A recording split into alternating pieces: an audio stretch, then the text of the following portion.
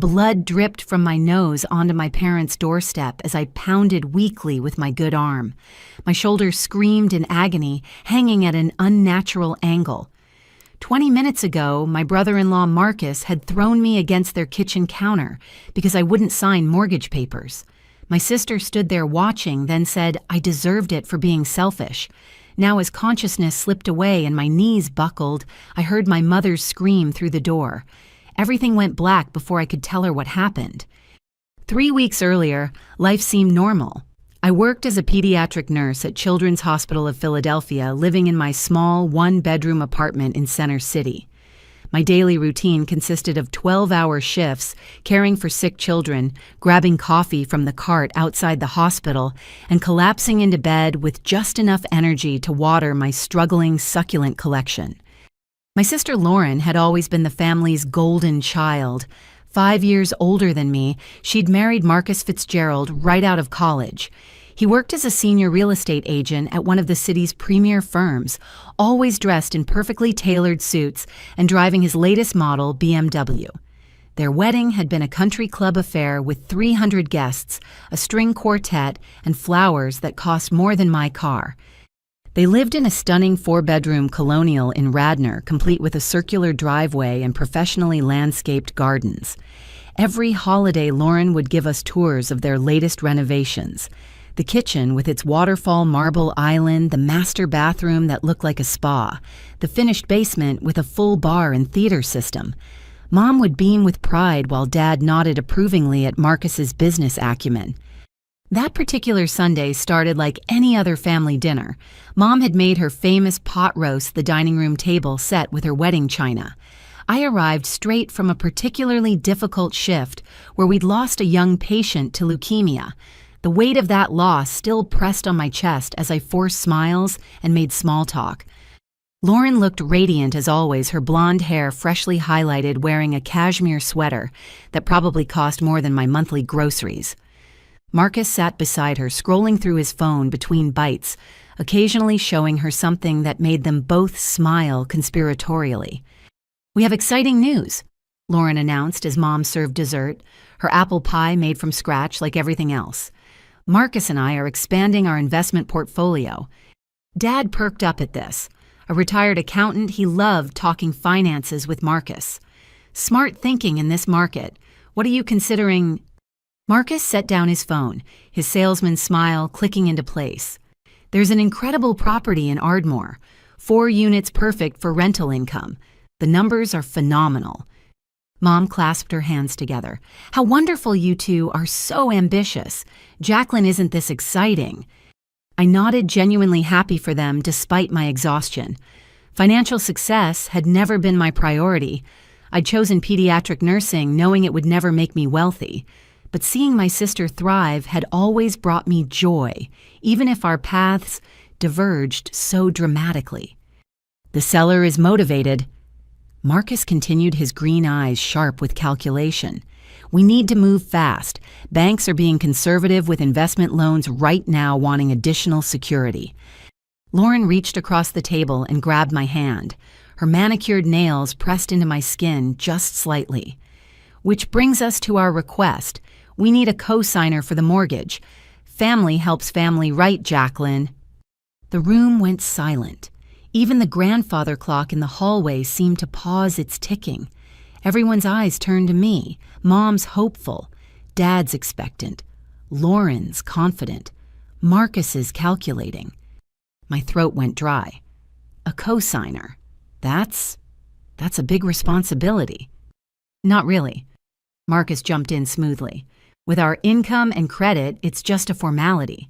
Banks want to see family support for investment properties. You wouldn't actually be responsible for anything."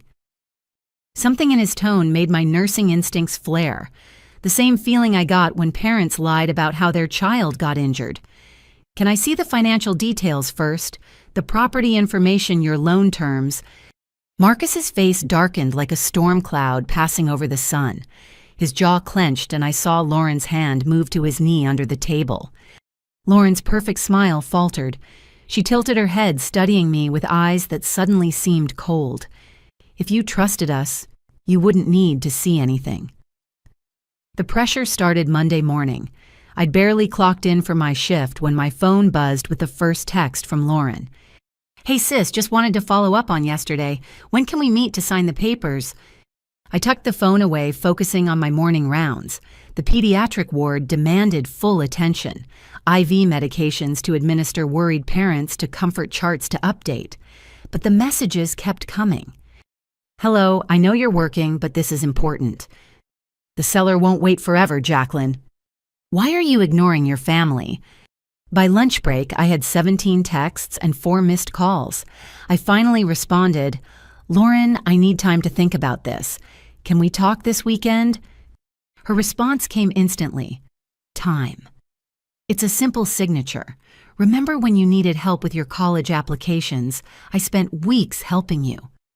The guilt trip had begun. Tuesday brought escalation.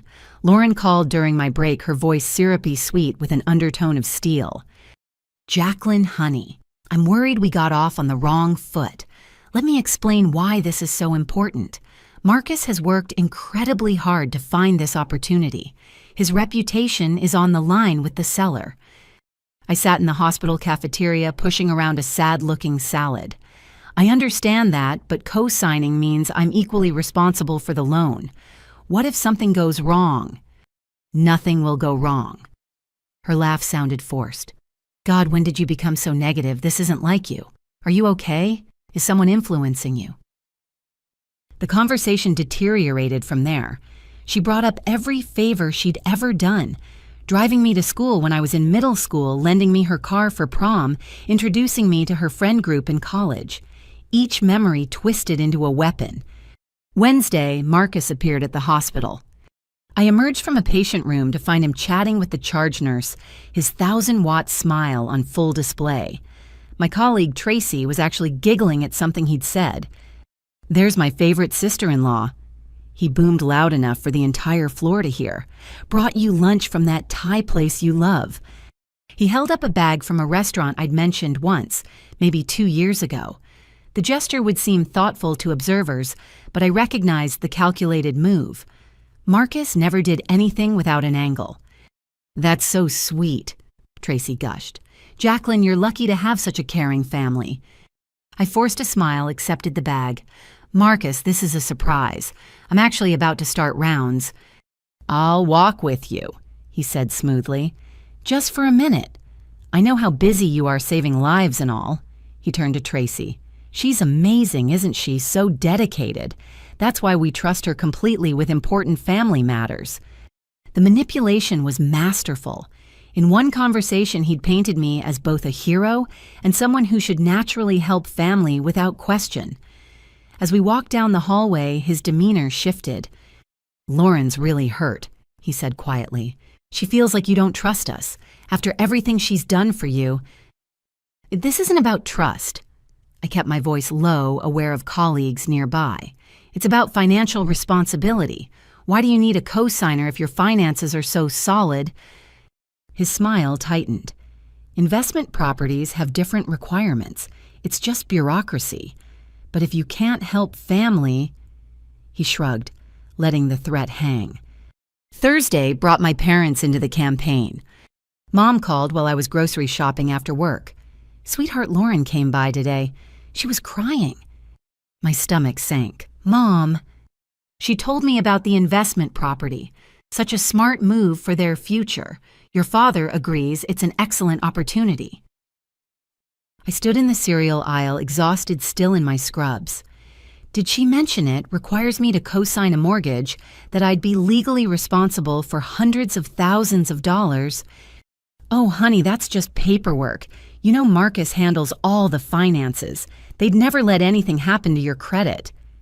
Mom's voice carried that particular tone she used when defending Lauren. Family supports each other. When Lauren graduated college, she helped you with your applications. "Mom, she proofread 2 essays. This is completely different." "Is it..." Her voice cooled. "Jacqueline Marie, I didn't raise you to be selfish. Your sister has always been there for you." The conversation ended with Mom's disappointment hanging heavy through the phone. Dad called an hour later with his own lecture about family obligations and missed opportunities. Friday afternoon, while reviewing patient charts, I got a text from my college friend Amy. "Hey, weird question. Did you already co-sign something for Lauren? She posted on Facebook thanking family for supporting their new investment." My blood ran cold. I immediately checked social media. There it was. Lauren's post with a photo of the property gushing about their new venture and grateful for family who believe in our dreams. The comments were full of congratulations and assumptions about my involvement. Marcus had tagged me with a heart emoji. I called Lauren immediately. "What is this post? I haven't agreed to anything." "Oh, that," she sounded breezy. "I was just excited. I knew you'd come around. You always do." "Take it down, now." "God, you're so dramatic." "Fine, but people are going to wonder why you're not supporting us." That evening, exhausted and frustrated, I opened my laptop. If they wanted to play games, I'd do my homework. What I found changed everything.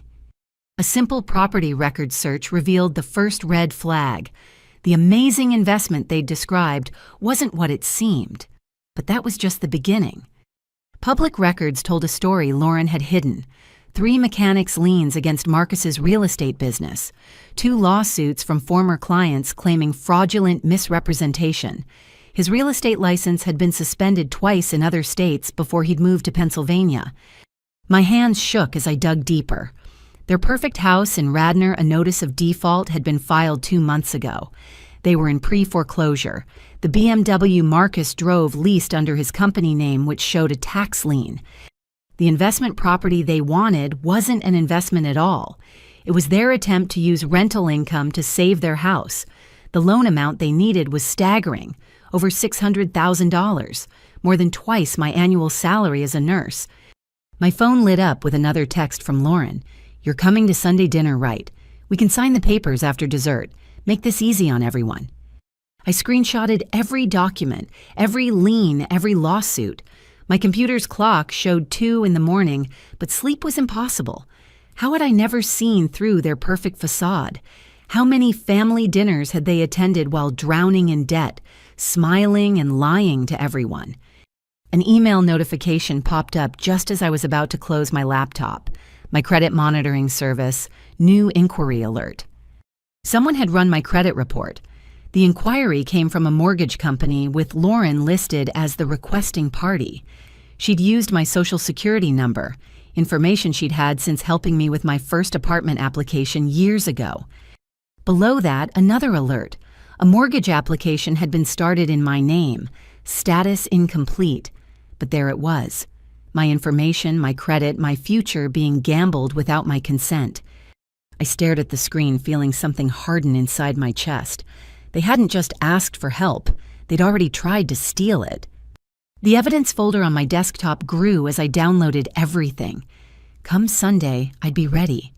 What I didn't know was how far they'd go when cornered. Saturday morning arrived with a deceptive calm. I'd barely slept, my mind churning through the discoveries of the night before.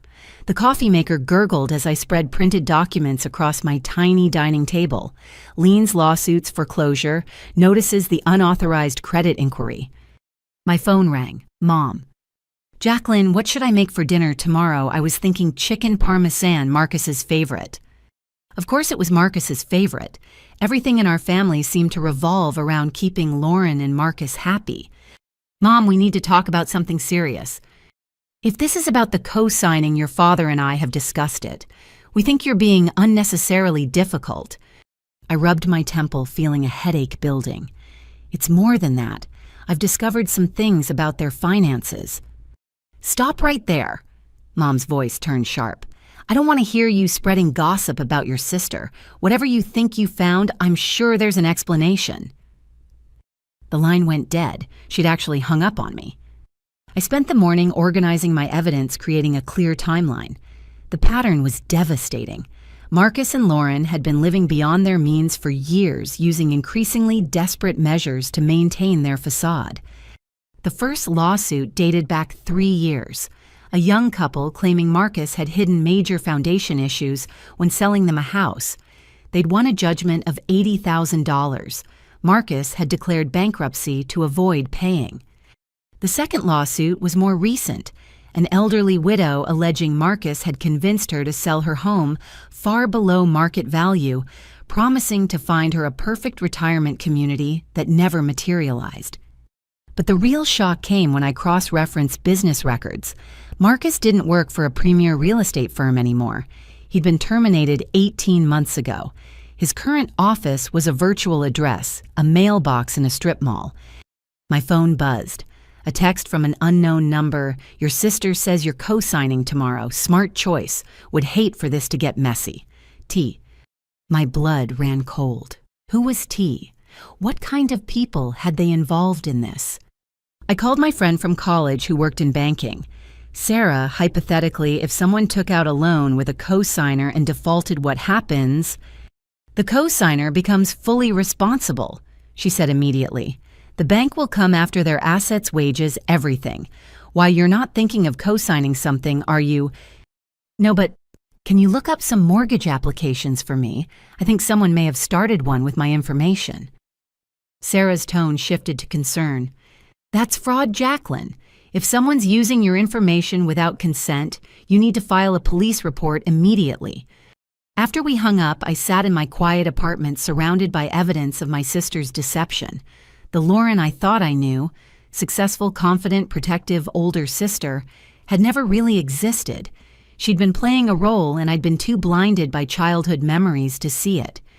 Another text from the unknown number, "TikTok. Your sister owes people who don't accept excuses." I screenshot that too, adding it to my growing file. Whatever Lauren and Marcus had gotten into, they were trying to drag me down with them. That evening, I did something I'd never done before. I called a lawyer. "Based on what you're describing," Attorney Patricia Coleman said after reviewing my summary, "you're looking at attempted fraud, identity theft, and possibly extortion with these threatening texts. Do not under any circumstances sign anything, and consider getting a restraining order." Against my own sister. "Your sister who's already committed fraud by accessing your credit without authorization. Family members commit more financial crimes against relatives than strangers do. They count on emotional manipulation to avoid consequences." Her words echoed as I prepared for Sunday dinner. I'd switched my phone to record, placed all my documents in a folder in my car. Every instinct screamed to avoid the confrontation, but running would only delay the inevitable. Sunday arrived overcast and humid, the air thick with impending storm. Pathetic fallacy, my high school English teacher would have called it. Nature reflecting the human drama about to unfold. I parked behind Marcus's BMW, the one I now knew he couldn't afford. Through the dining room window, I could see them all gathered laughing at something. The perfect family tableau built on lies. My evidence folder felt heavy as I walked to the door. Inside were 3 years of deception proof that my sister had been lying to everyone who loved her. But worse than the lies was what she'd tried to do to me. Use my trust, my credit, my future as a lifeline for her sinking ship. I raised my hand to knock, then paused. Through the window, I watched Lauren throw her head back in laughter, diamond earrings catching the light. Marcus had his arm around her, playing the successful husband. My parents gazed at them with such pride. In a few minutes, I would shatter that illusion. Part of me wanted to turn around, pretend I'd never learned the truth. But the threatening texts on my phone and the fraudulent credit inquiry made that impossible. They'd forced my hand by trying to steal what they couldn't manipulate from me. Thunder rumbled in the distance as I finally knocked, the last normal moment before everything changed. Lauren answered the door, her smile bright and false as her diamonds. "There you are, we were starting to worry. Come in, come in. Marcus has the papers all ready for after dinner." I stepped inside, gripping my folder tighter. The house smelled like garlic and rosemary from Mom's cooking. Dad called out a greeting from the living room where he and Marcus were watching golf. "Actually," I said, my voice steadier than I felt, "I think we should discuss those papers now. I have some questions about the property." Lauren's smile flickered but held. Of course, Marcus Honey Jacqueline wants to go over the investment details. Marcus appeared golf still playing behind him. His salesman's smile was perfectly in place, but I noticed tension in his shoulders. "Great, I've got everything set up in the office. Just need your signature and we can move forward with this amazing opportunity. First, I'd like to see the property details, your current mortgage statements, and the loan terms," I said, pulling out my phone to show I meant business. That's all standard stuff," Marcus said, his smile finally slipping. "Nothing you need to worry about." "If it's standard, then showing me shouldn't be a problem." Lauren stepped closer, lowering her voice. "Why are you being like this? We're family." "Which is exactly why I need to see everything." I met her gaze steadily.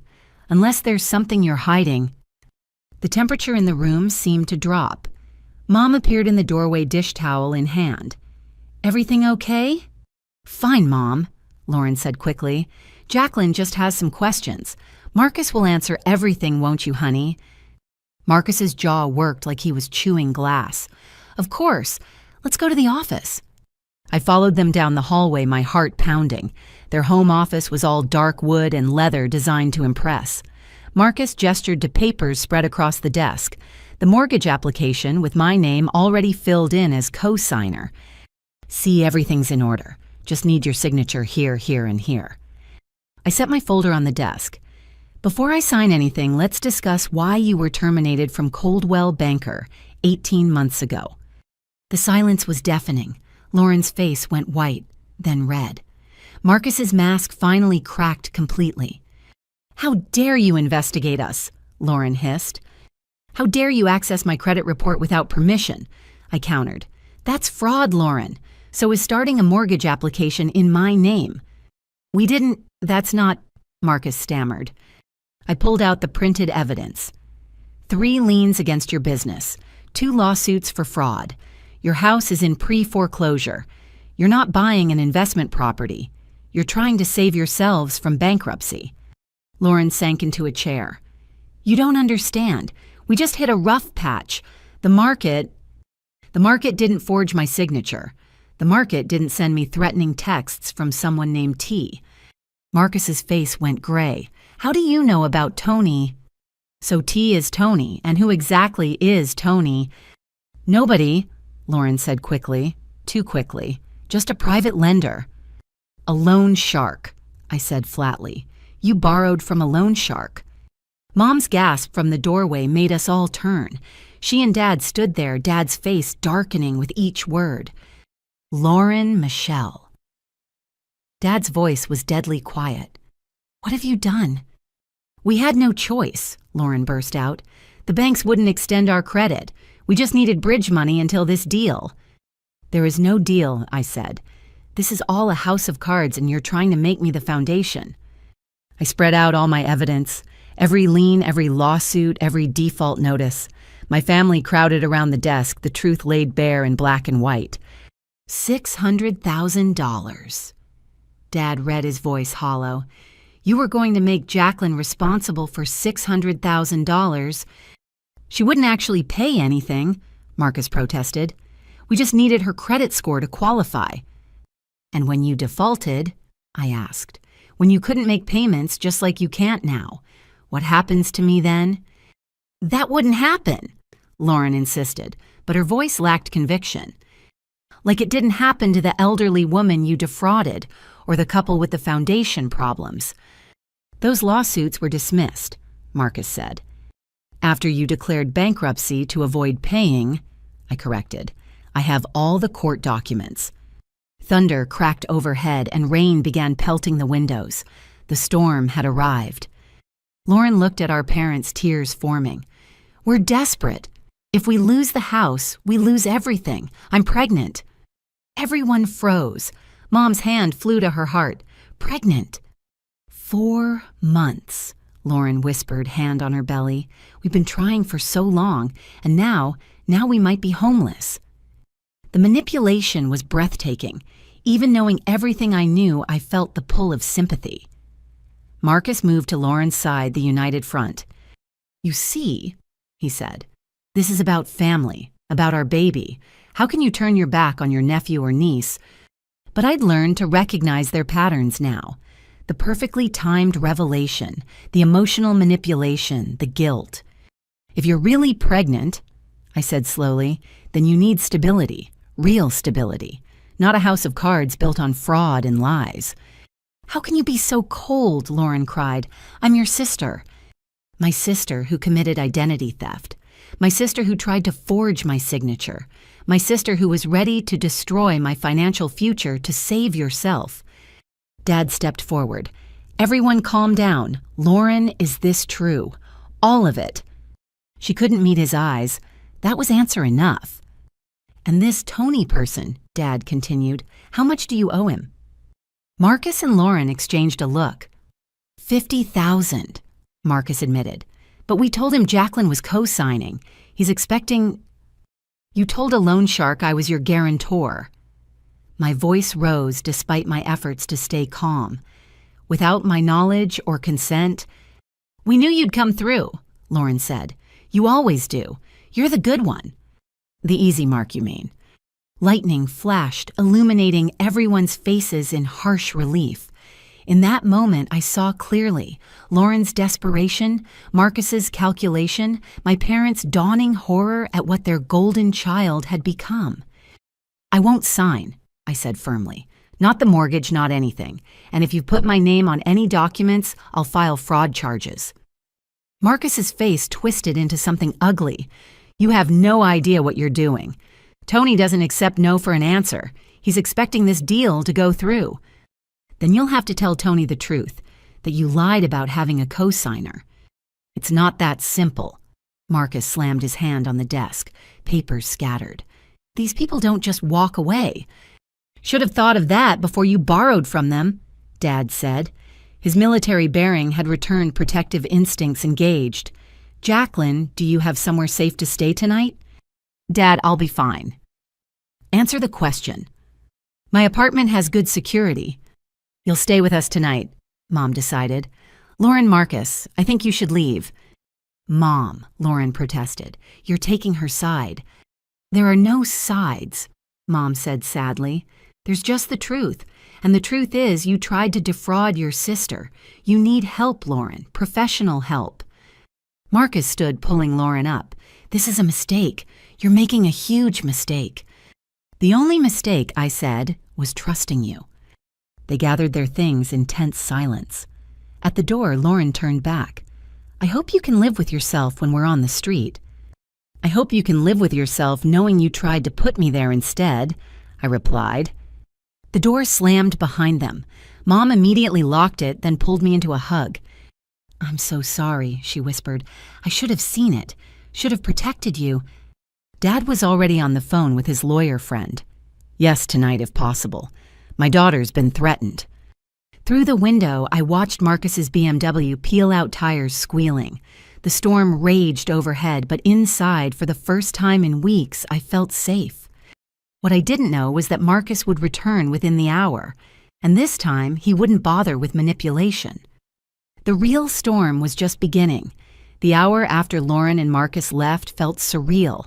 Mom mechanically cleaned up the untouched dinner while Dad made phone calls to lawyer friends and security companies. I sat at the kitchen table, exhausted but wired adrenaline still coursing through my system. I've arranged for a security system installation tomorrow, Dad announced. And Jim Patterson, remember him from the VFW, he's a lawyer now. He can see you Monday morning about the identity theft. Mom set a cup of tea in front of me with shaking hands. I keep thinking about all the signs we missed, the expensive gifts when they were supposedly saving for a house, the vacations they couldn't afford. They were good at hiding it, I said. I'm a nurse trained to spot deception in abuse cases, and I missed it too. Thunder rattled the windows. The storm had intensified, rain coming down in sheets. Dad checked the locks again, a habit from his military days that had never fully faded. Maybe we should call the police now, Mom suggested. Those texts you received. And tell them that my sister's husband borrowed money from sketchy people. I shook my head. Without an actual threat. The doorbell cut through my words. We all froze. Stay here, Dad commanded, moving toward the door with the careful steps of someone who'd been in dangerous situations before. Through the rain-streaked window, I could see Marcus's BMW back in the driveway. My stomach dropped. "Don't open it," Mom whispered. But Dad was already checking the peephole. "It's just Marcus, alone." "I'll handle this," I said, standing. Something in my gut told me this confrontation was inevitable. "Absolutely not," Dad said. "He's here for me. Let me talk to him. You stay close." Before my parents could protest further, I opened the door. Marcus stood on the porch, rain-soaked and desperate. His usually perfect hair hung limp, his expensive shirt clinging to his frame. "We need to talk," he said, "alone. Anything you have to say can be said right here." His jaw clenched. "You don't understand what you've done. These people I owe, they don't accept excuses. I told them you were signing tomorrow. That's your problem, not mine." "It's about to be your problem." His composure cracked completely. "They know where you work, where you live. You think your building's security will stop them." Dad stepped into view. "Are you threatening my daughter?" "I'm trying to protect her." Marcus ran his hands through his wet hair. "If this deal doesn't go through, they'll come after all of us. Lauren, too. You want your pregnant sister hurt because you couldn't sign a few papers." "Is she even pregnant?" I asked bluntly. "Or is that another manipulation?" The question seemed to break something in him. "Of course she's pregnant 4 months. We've been trying for years, spent everything on fertility treatments. Do you know what that does to a person? To a marriage? So you decided to commit fraud. We decided to survive." He stepped closer, and I smelled alcohol on his breath. "You with your stable job and your simple life. You have no idea what it's like to have everyone expect perfection. Lauren's family looking at us like we're success stories while we're drowning. That's not my fault. No, you don't think your parents comparing us helped drive her to this perfect Jacqueline, the nurse saving lives. Selfless Jacqueline who doesn't care about money. Saint Jacqueline who judges the rest of us mere mortals." His words stung because there was a grain of truth in them. Had my choice of career made Lauren feel like she had to achieve financial success to matter? "Don't let him manipulate you," Dad warned. Marcus laughed bitterly. "Manipulate? I'm trying to save my family. Sign the papers, Jacqueline. Please. I'll pay you back every penny. With what money, you're already in foreclosure. I have deals in the pipeline, big ones. I just need time." "More lies," I said. "You don't even have a real office anymore." His face darkened. "You self-righteous. You know what, I tried being nice." He pulled out his phone. "One call to Tony and this becomes his problem to solve. You want that on your conscience?" "You're drunk," Dad said. "Leave now or I'm calling the police." Marcus swayed slightly, rain and alcohol making him unsteady. "Police. You think they care about family disputes by the time they arrive?" He lunged forward, suddenly trying to push past me into the house. Dad reacted instantly, decades of military training kicking in. He grabbed Marcus's arm, twisting it behind his back in one smooth motion. "Big mistake," Dad growled. Marcus struggled, cursing. "Get off me! This is assault!" "You attempted to force entry into my home," Dad said calmly.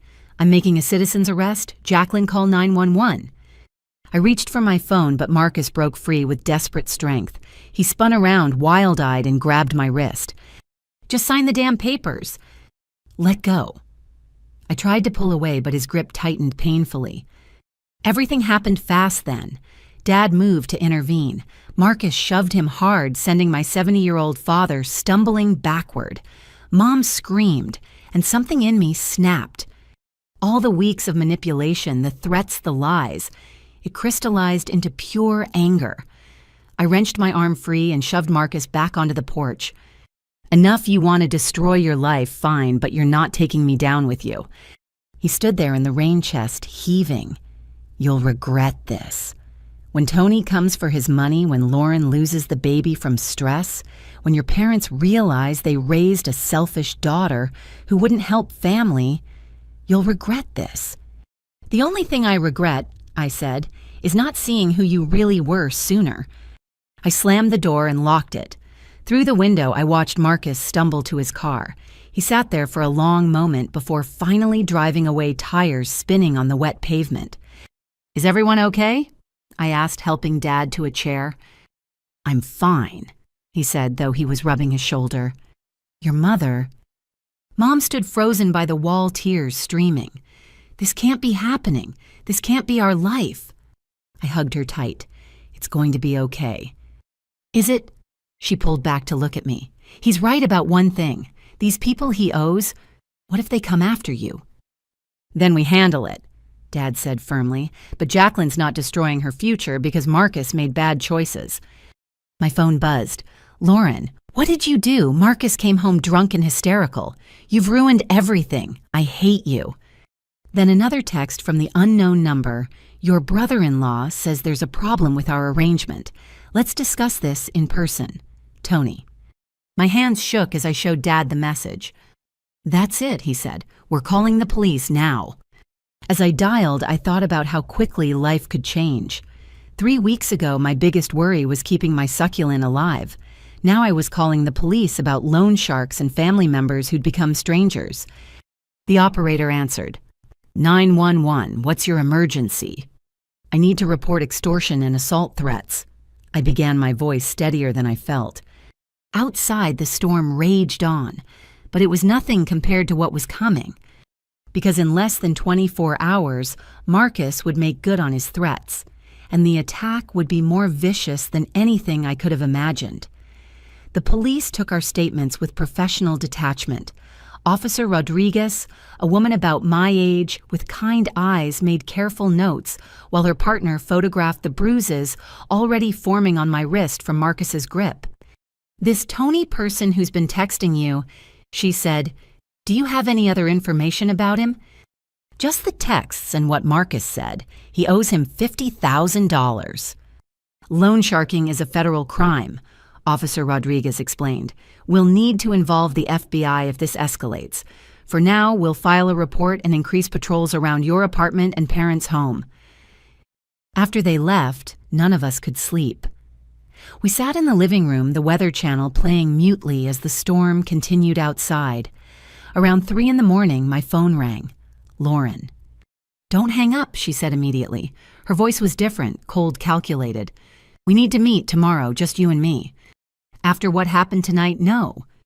"You don't understand what you've started. Tony went to our house. Marcus had to promise him something to make him leave." My blood chilled. "What did he promise?" "You. He promised you'd sign by Monday, or—" She paused. "Or they'd collect from you directly." "That's kidnapping, extortion. The police won't do anything until something actually happens, and by then—" She let the threat hang. "Meet me at Dock Street Coffee at noon. Public place. Just to talk." "Why should I trust you?" "Because despite everything, I'm still your sister, and I'm trying to save your life." She hung up before I could respond. I stared at the phone, weighing my options. Everything screamed trap, but the alternative was waiting for Tony to make his move. "I'm going with you," Dad said. He'd heard everything. She said alone. I don't care what she said. We argued until dawn, finally compromising. He'd wait in his car outside watching. One signal from me and he'd intervene. Noon came too quickly. Dock Street Coffee was busy with the Sunday lunch crowd. Families with strollers, college students with laptops, the normal world continuing while mine imploded. Lauren sat in a corner booth, sunglasses on, despite being indoors. When she removed them, I gasped. Her left eye was swollen, nearly shut, purple and green bruising spreading across her cheekbone. "Marcus," I whispered, sliding into the opposite seat. She nodded once curtly. "After the police left your parents, he blamed me for involving you, said I should have convinced you better. Lauren, you need to leave him. File charges." "With what money, where would I go?" She laughed bitterly. "You think shelters take women who committed fraud, who have loan sharks after them. So your solution is to throw me to the wolves." "My solution was for you to sign the papers like families should." Her good eye blazed with anger. "But you had to be noble, had to be right." "I had to protect myself. From what we would have made the payments, how you're already broke." I'm pregnant. The words exploded from her. Several nearby customers looked over. She lowered her voice. 4 months pregnant after 5 years of trying 3 miscarriages and more money than you can imagine spent on treatments.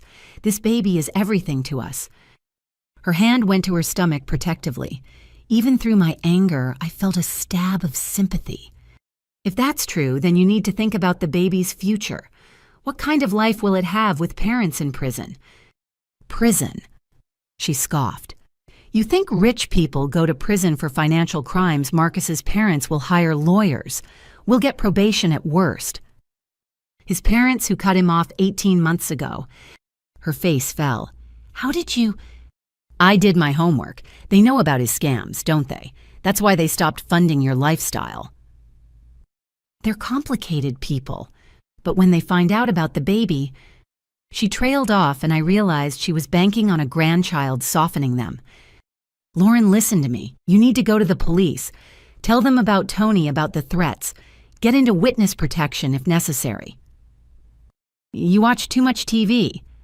She pulled out her phone, showed me a photo that made my stomach lurch. It was my apartment building taken from across the street, a red circle drawn around my window.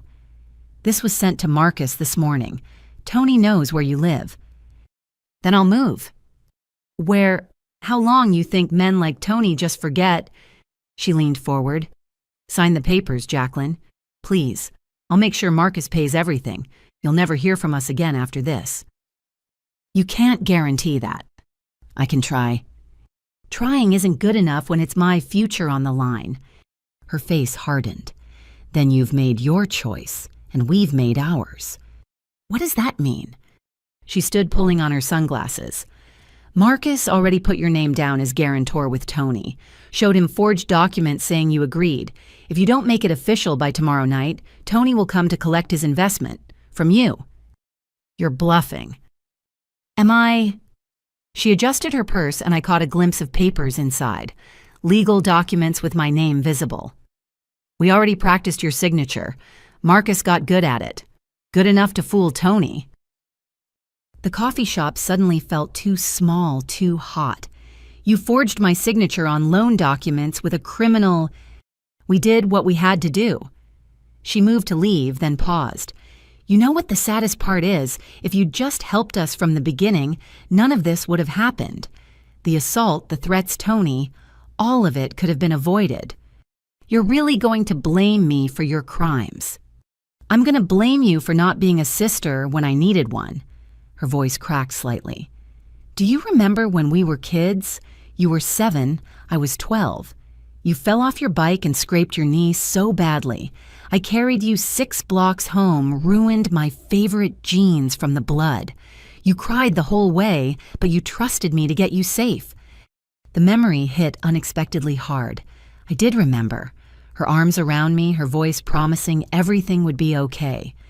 That was before you decided money mattered more than family, I said quietly.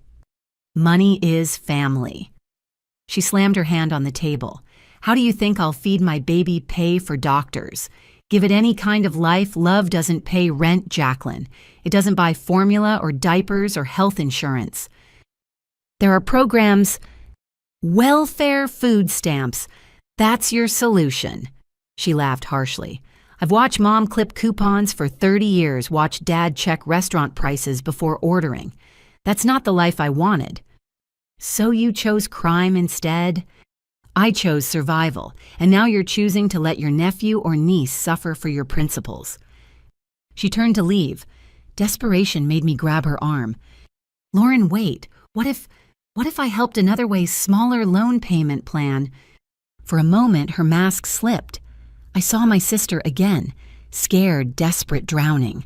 Then Marcus appeared in the coffee shop doorway and her walls slammed back up.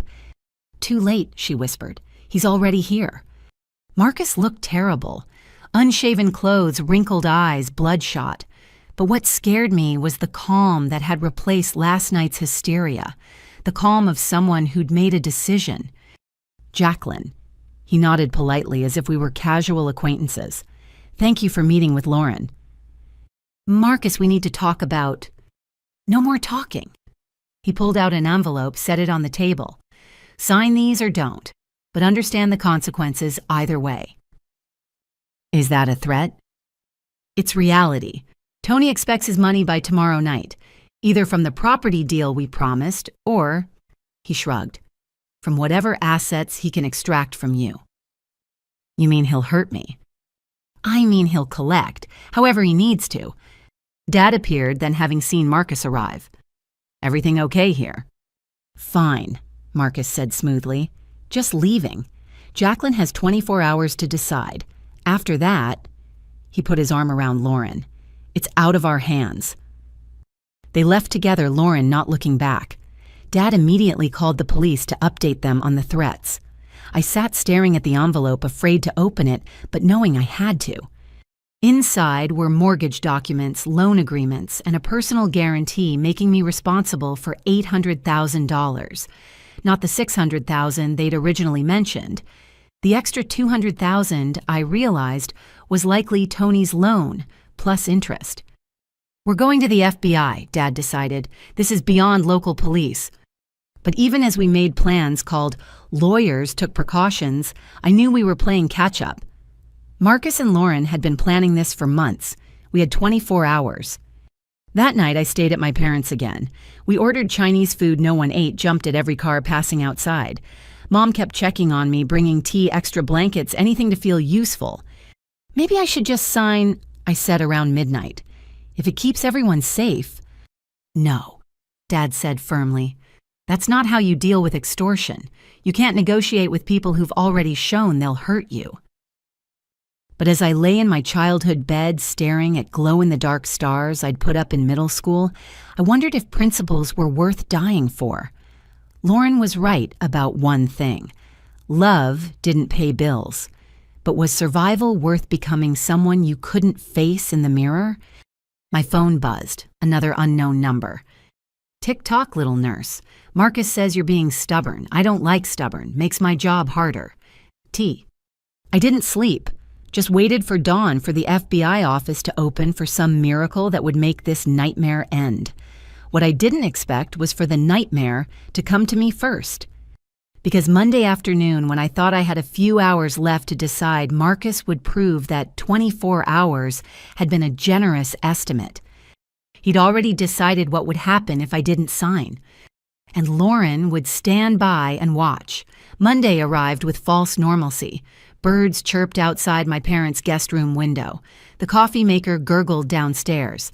If not for the FBI appointment at 10 and the deadline hanging over my head, it could have been any other day. I'd called in sick to work, my first unscheduled absence in 2 years. My supervisor, Sharon, had been understanding when I'd vaguely mentioned family emergency, but I heard the concern in her voice. Jacqueline, if you need anything, if someone's hurting you, I'm handling it. I'd assured her, touched by her instinctive nurse's recognition that something was seriously wrong. Dad drove me to the FBI office in downtown Philadelphia. The federal building felt imposing with its concrete walls and metal detectors. Agent Sarah Chen, no relation to my brother-in-law, she assured me with dry humor, took detailed notes as I laid out everything.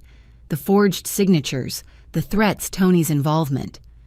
We've been watching Anthony Tony Torino for years, she revealed.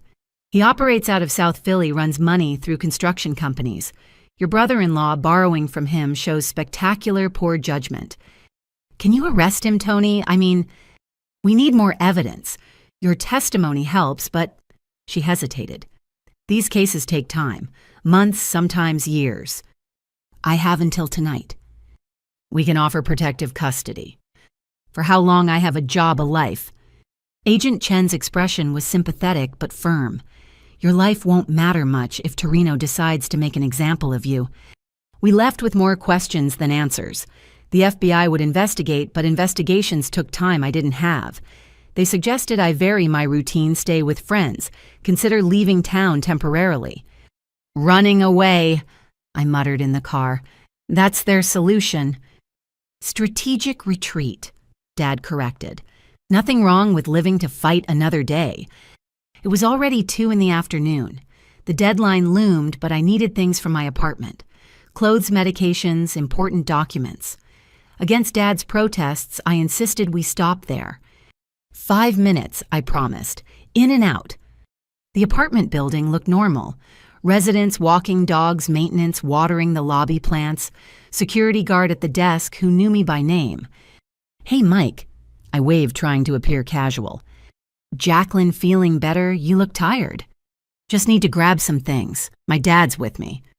Mike buzzed us through with his usual friendly smile. The elevator ride felt endless. Dad insisted on going first down the hallway, checking corners like he was back in Vietnam. My apartment door stood slightly open. We both froze. I distinctly remembered locking it when I'd left Saturday morning. "Back to the elevator," Dad whispered. "Now," but I heard something inside, crying, a woman crying. "Lauren." I called out against Dad's frantic gestures to stay quiet. "Jacqueline." Her voice was muffled, pained. "Help me, please." Every instinct screamed trap, but I couldn't ignore my sister's distress. I pushed the door wider. Lauren sat on my living room floor, holding her stomach, blood on her jeans. Her face was even more bruised than yesterday, lips split, one arm hanging strangely. "The baby," she gasped. "I think I'm losing the baby."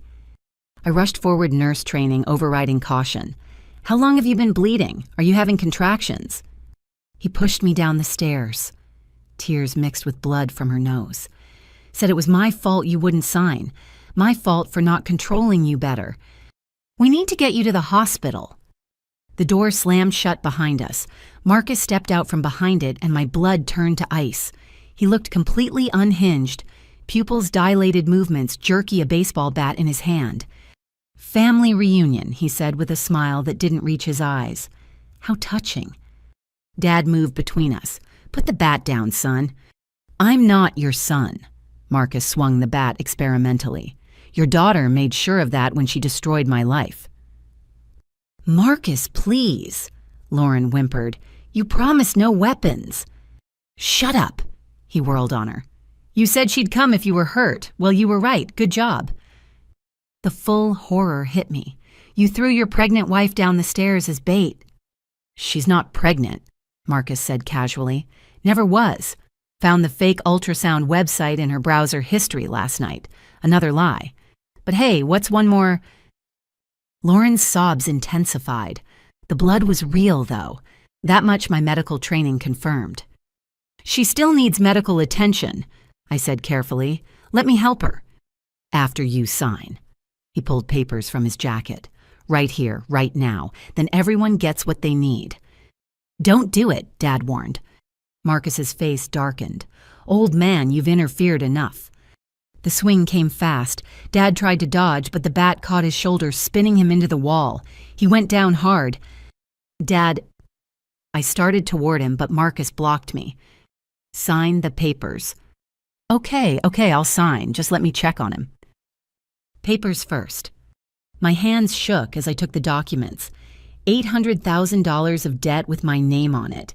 My future destroyed with a pen stroke. But Dad was groaning on the floor, possibly concussed, and Lauren was still bleeding. I started to sign, then stopped. "This won't end here.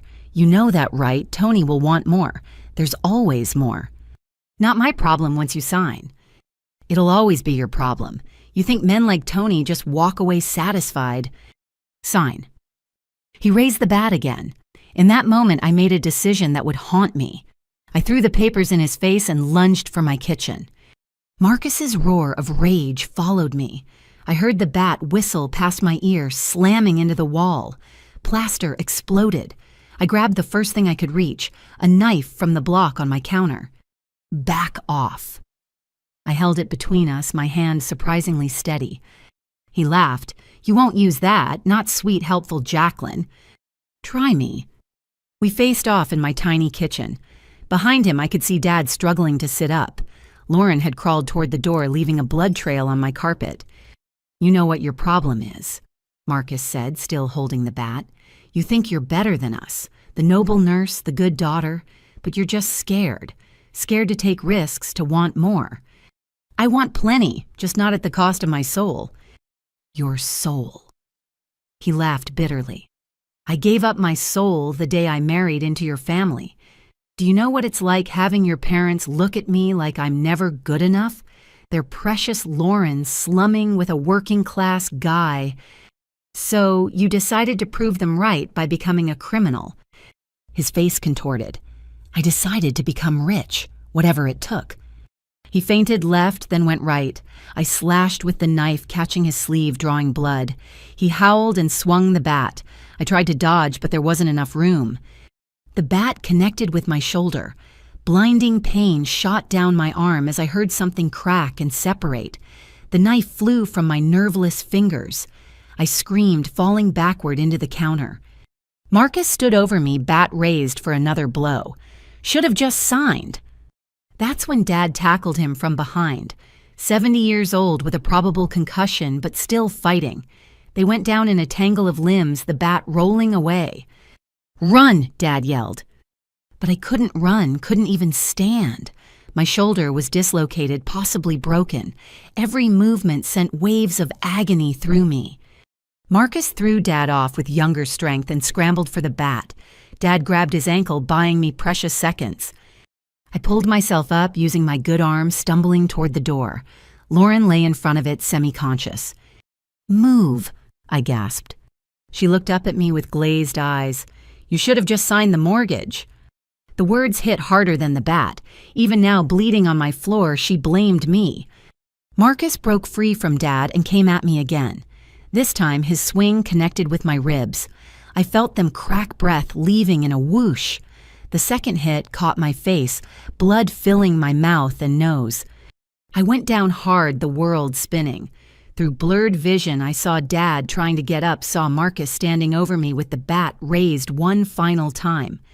"Stop," Lauren's voice stronger now. "You'll kill her." So Marcus was beyond reason. She killed us first. But the distraction was enough. I grabbed his ankle and pulled with desperate strength. Off balance, he stumbled. The bat came down, missing me by inches, embedding in the floor. Police sirens wailed outside. Someone, probably Mike from the security desk, had called them. Marcus's face went white. "You stupid, this isn't over." He ran for the door, shoving past Lauren. She reached for him weakly. "Don't leave me." But he was gone, footsteps pounding down the hallway. I lay on my floor, blood pooling beneath my face, every breath agony. My shoulder hung at an impossible angle. Dad crawled over his hands, gentle on my head. "Stay with me, baby girl, help's coming."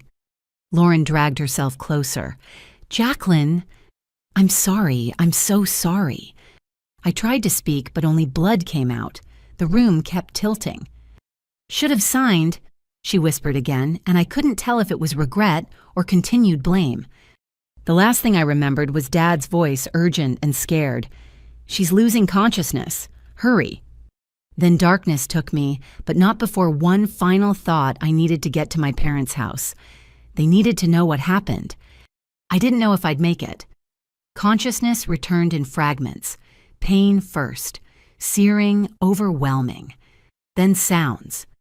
Dad's voice arguing with someone, sirens getting closer. I forced my eyes open to find chaos in my apartment. "Don't move," Dad commanded, his hand steady on my forehead. "Paramedics are almost here." Lauren had pulled herself against the wall, pressing kitchen towels between her legs to stem the bleeding. Her eyes met mine, hollow with shock. "He's going to kill us," she whispered. "When he realizes the police are involved, he'll come back to finish it." I tried to respond, but my mouth was full of blood. Spitting it out sent lightning through my ribs. "Need to go," I managed. "Parents' house, tell Mom." "You're not going anywhere."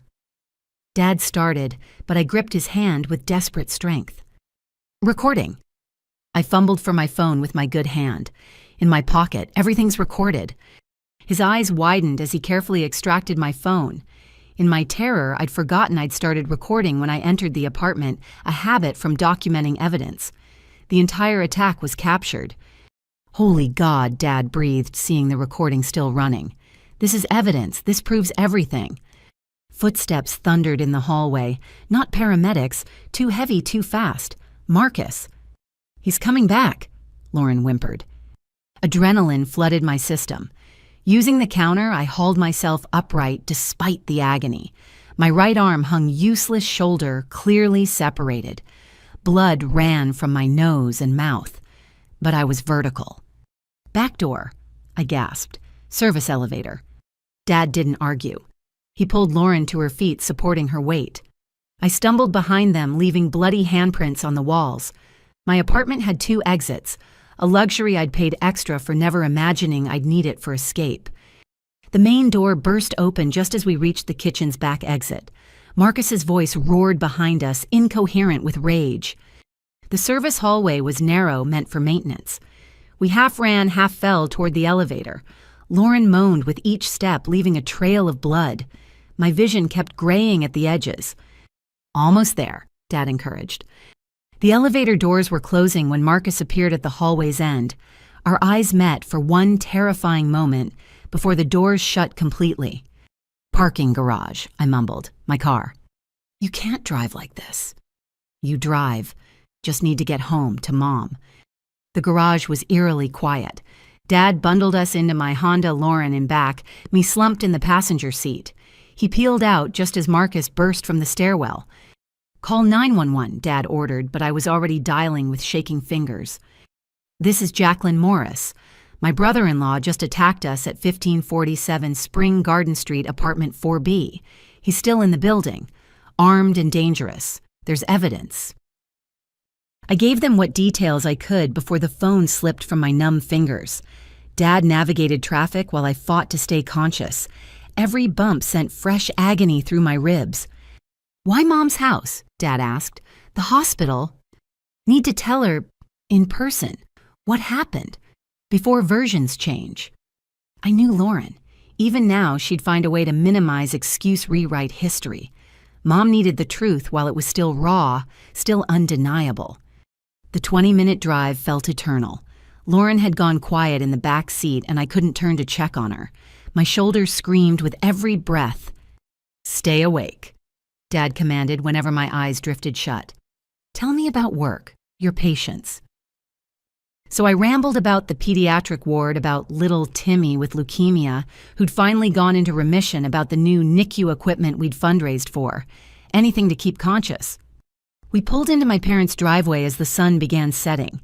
Had it really only been a few hours since the FBI meeting? It felt like days.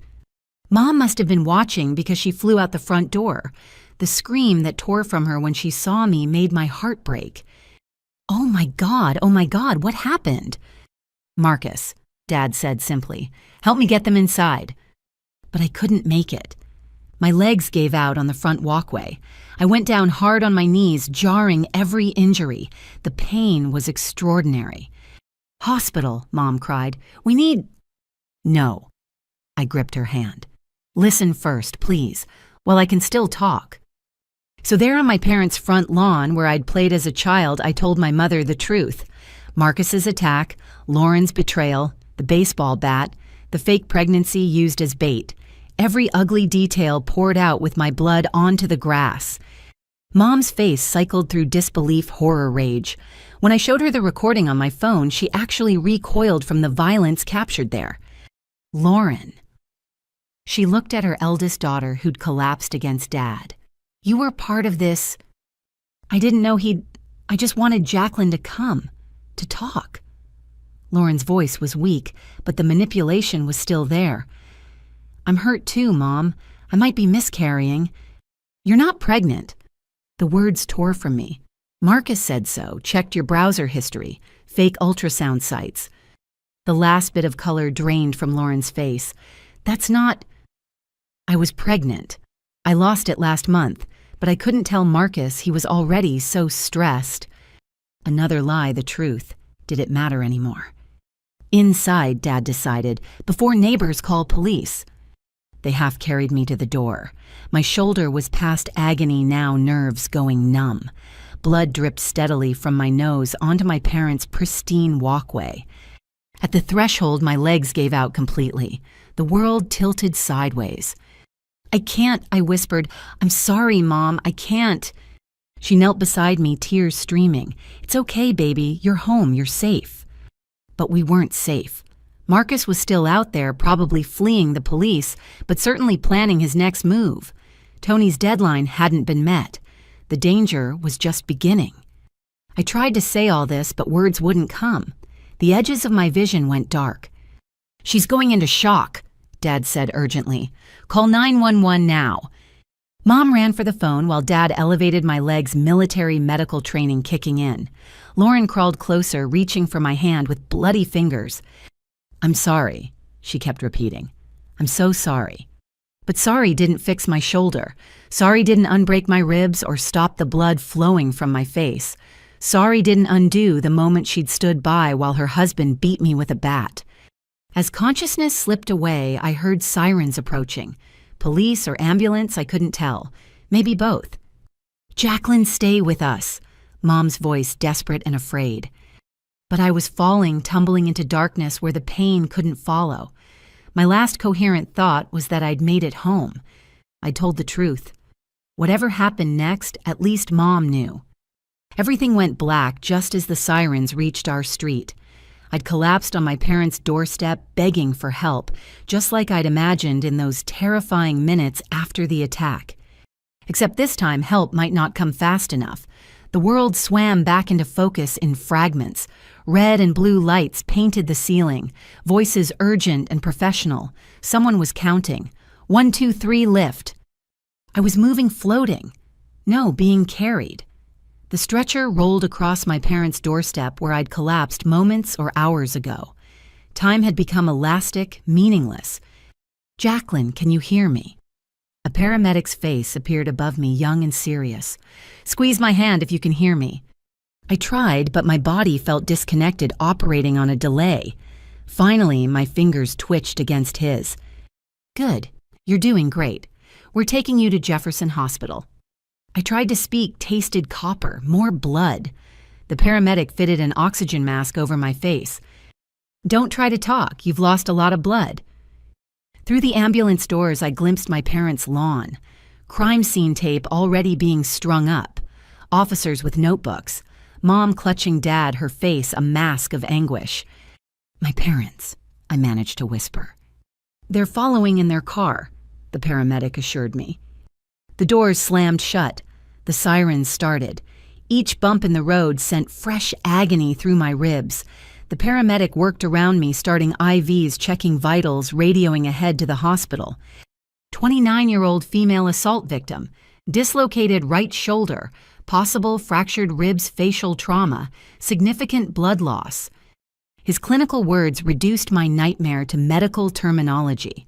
Just another trauma case rolling into the ER. Except I worked at a different hospital. My colleagues at Children's Hospital would hear about this. The gossip would spread like wildfire. The ambulance swayed around a corner and I glimpsed another stretcher. Lauren. She lay still, IVs already running her face gray beneath the bruises. "Is she?" I started. "She's stable," the paramedic said. "You both are. Just rest." But rest meant letting go, and I couldn't. Not yet. Not until I knew my parents were safe, that Marcus had been caught, that this nightmare was ending instead of escalating. The hospital's emergency bay approached in a blur of motion. Doctors and nurses waited, their faces professionally calm, but movements urgent. They transferred me from ambulance to hospital stretcher in one smooth motion. "Trauma 2, someone called out. The ceiling tiles flashed by overhead. 1, 2, 3, 4. I counted them like sheep trying to stay grounded.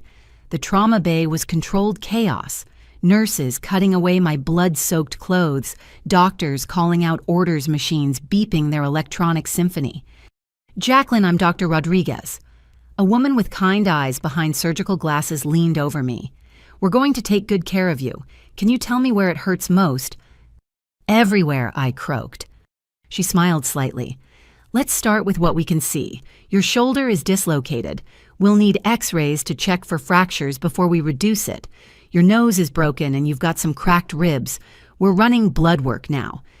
They worked with efficiency I recognized from my own hospital experience. Professional distance mixed with genuine care. But being on this side of treatment felt surreal, like watching someone else's medical drama. "Parents," I asked between procedures. Waiting room, a nurse assured me. Would you like me to update them? I nodded, then regretted it as the room spun. They'd already taken my phone for evidence, so I couldn't check the recording. Couldn't make sure the proof of Marcus's attack was safe. X-rays confirmed what Payne already told me: 3 cracked ribs, a clean shoulder dislocation, a fractured nose, and a mild concussion. Lucky, they said. Could have been much worse. We need to reduce your shoulder, Dr. Rodriguez explained. It's going to hurt, but then it'll feel better. They gave me something for the pain that made the edges of the world go soft. But when they manipulated my shoulder back into place, no amount of medication could touch that agony. I screamed. Then merciful darkness claimed me again. I woke in a different room, quieter. A regular hospital room with soft beeping and afternoon light filtering through blinds. My shoulder was immobilized in a sling, my ribs wrapped tight. Breathing hurt but felt possible. There she is. Mom sat beside my bed, aged 10 years since morning. How do you feel, sweetheart? Like I got hit by a truck. My voice was rough nasally from the nose splint. Where's Dad, Lauren? Dad's talking to the police. Lauren, Mom's face tightened. She's in surgery. Surgery. She was hemorrhaging. They couldn't stop it without... She paused. She wasn't pregnant, but there were complications from a recent procedure. The doctors think she tried to terminate something that wasn't there. Self-induced trauma to support her lie. The horror of it washed over me. Lauren had hurt herself to sell the fake pregnancy, then Marcus had hurt her worse. A spiral of deception and violence that had caught us all. Has Marcus been arrested? Mom nodded. They caught him trying to board a bus to New York. He's in custody. Relief made me sag into the pillows. At least that immediate threat was contained. A knock at the door preceded 2 visitors. Detective Williams, who'd taken my earlier report, entered with the FBI agent from this morning. Was it still the same day? Time had become meaningless. Ms. Morris, I'm sorry to bother you, but we need to take your statement while it's fresh. So, I told it again. Every detail from entering my apartment to collapsing at my parents' door. The detective recorded everything while Agent Chen took notes. They'd already reviewed my phone recording, which had captured the entire assault in horrifying audio. This is one of the clearest cases of assault and attempted murder I've seen, Detective Williams said. The recording alone will ensure conviction. Attempted murder. The way he came at you with that bat returned when he heard sirens. That shows intent to kill. He's looking at 15 to 20 years minimum. What about Tony the loan shark? Agent Chen leaned forward. That's where things get interesting. Marcus is already trying to make a deal. Information on Torino's operation in exchange for a reduced sentence. He's turning informant. Self-preservation is a powerful motivator, but we'll need your testimony too. Are you willing? I thought about the threatening texts, the fear that had driven me to the FBI in the first place. Yes, whatever you need. They asked more questions about Tony, the loans, the forged documents. By the time they left, exhaustion weighed me down like a lead blanket. You should rest, Mom said, adjusting my covers with the fussy care of a worried mother. What about you? This must be devastating. She sank back in her chair. Watching one daughter destroy her life while trying to destroy the others, finding out my golden child is a criminal, and her husband is worse. Mom, no, I need to say this. Tears rolled down her cheeks. I failed you. All those years of favoritism, making excuses for Lauren, pushing you to help without question. I created this dynamic. You didn't make her forge documents or him swing a bat. But I made it easier. Made you the giver and her the taker. Made you feel like your worth came from helping others while hers came from achievement at any cost. We sat with that truth between us. Outside, I could hear the normal hospital sounds.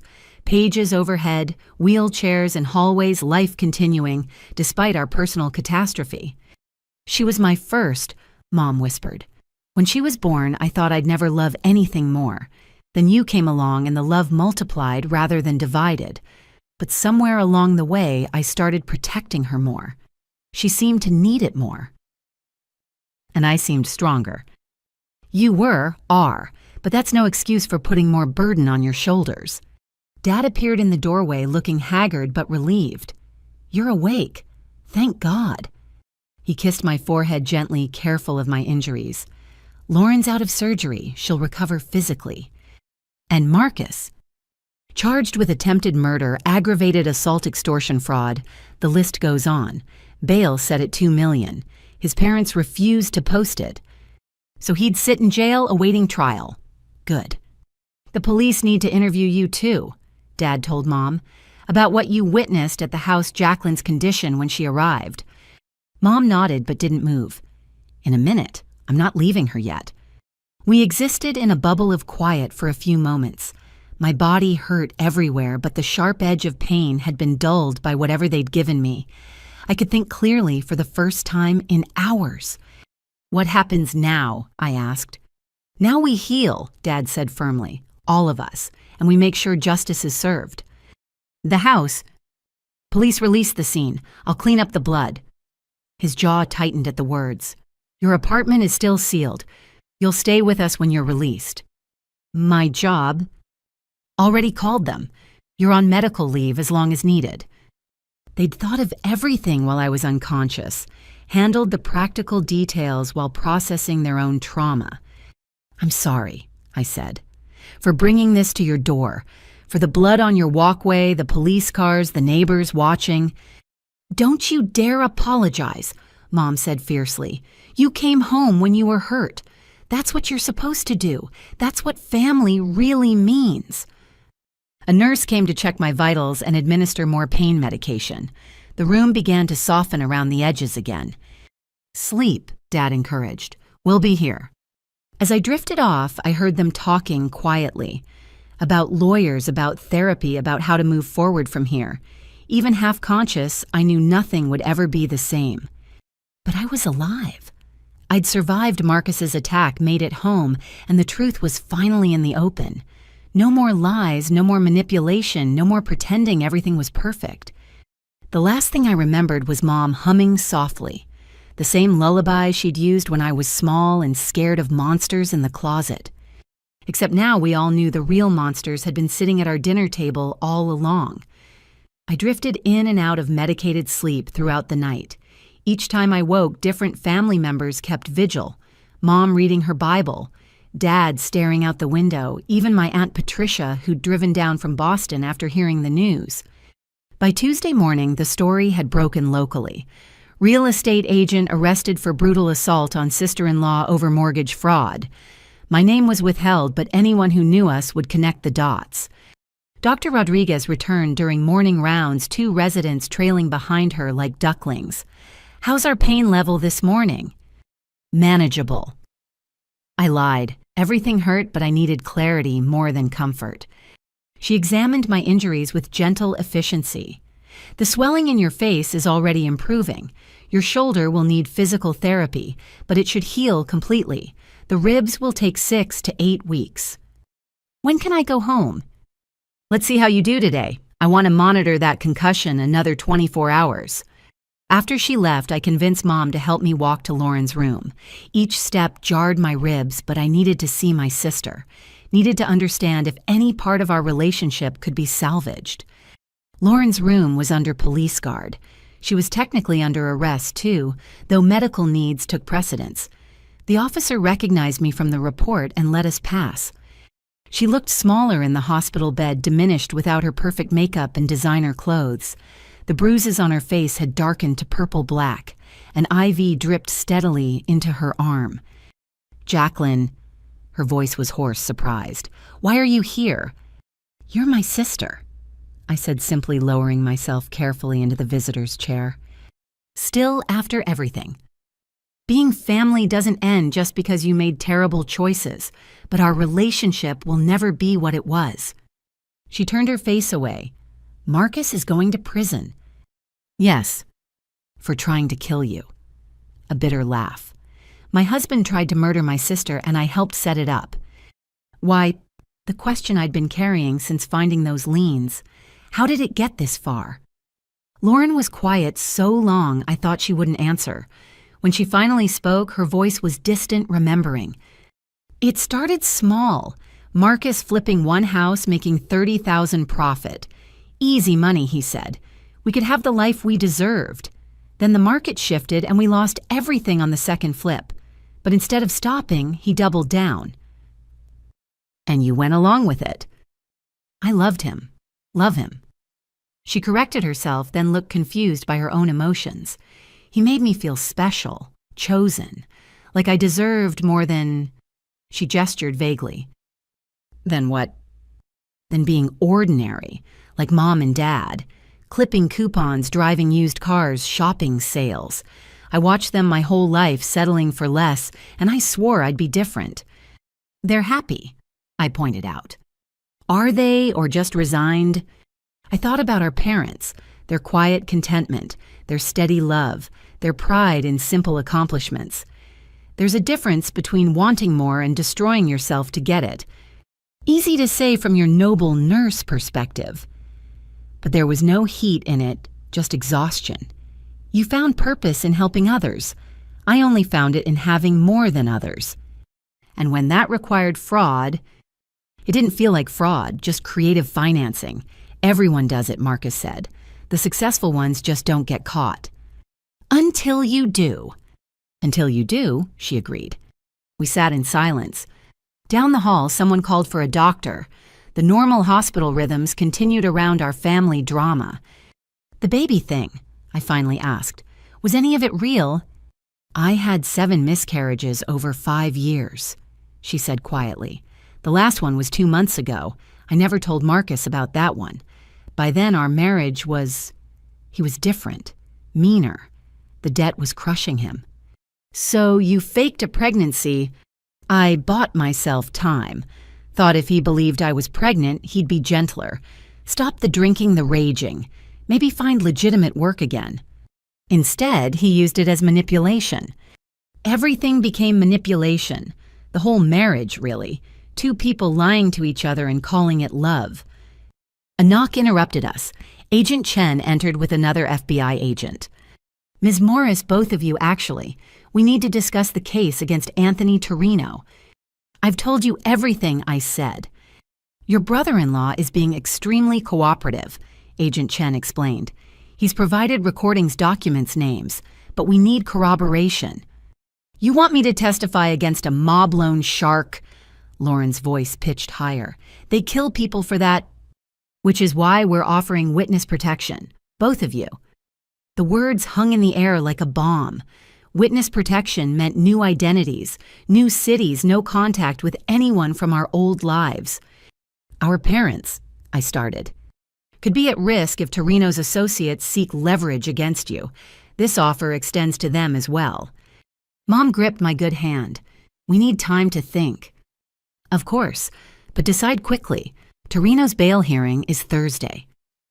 After they left, the 3 of us struggled to process this new complication. I can't ask you to give up your lives because of my mistakes, Lauren said. You're not asking. They're offering, Mom corrected. And we make decisions as a family, a real family this time. My phone, returned by police, buzzed with messages. Colleagues checking in friends who'd seen the news. Sharon from work. OMG Jacqueline. Are you okay? The whole pediatric ward is worried sick. Normal life felt impossibly distant. How could I return to caring for sick children when I'd potentially have a target on my back? Dr. Rodriguez returned for afternoon rounds. Good news. Your scans look stable. If you're comfortable, you can go home tomorrow. Home. But which home? My apartment was a crime scene. My parents' house might not be safe, and witness protection loomed as a terrible possibility. That evening, Dad gathered intelligence like the former soldier he was. Marcus's parents had issued a statement disowning their son. His real estate license was permanently revoked. The FBI had frozen all assets connected to Torino's operations. Marcus really gave them everything, Dad reported. 20 years of money laundering, 3 murders, corrupt cops. Torino's empire is crumbling. Because of us, I said. Because Marcus chose to involve a violent criminal in his schemes, Dad corrected firmly. Detective Williams called with an update. Torino's lawyer is pushing for bail reduction. If he gets out... She didn't need to finish. We all understood the implications. That night, I barely slept despite the pain medication. Every footstep in the hallway made me tense. When a food service worker dropped a tray, I nearly jumped out of bed. By Wednesday morning, the decision felt inevitable. I'll take the protection, I told Agent Chen when she returned, but only if my whole family is included. Lauren nodded from her bed. Me too. I've destroyed enough lives. I won't risk yours anymore. Mom and Dad exchanged long looks, leaving everything, their home, their friends, their entire life, because of their daughter's situation. Where would we go? Mom asked quietly. That's determined later for security reasons, somewhere with no connections to your current life. Our things.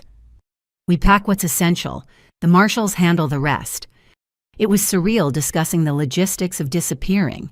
New names, new histories, new everything.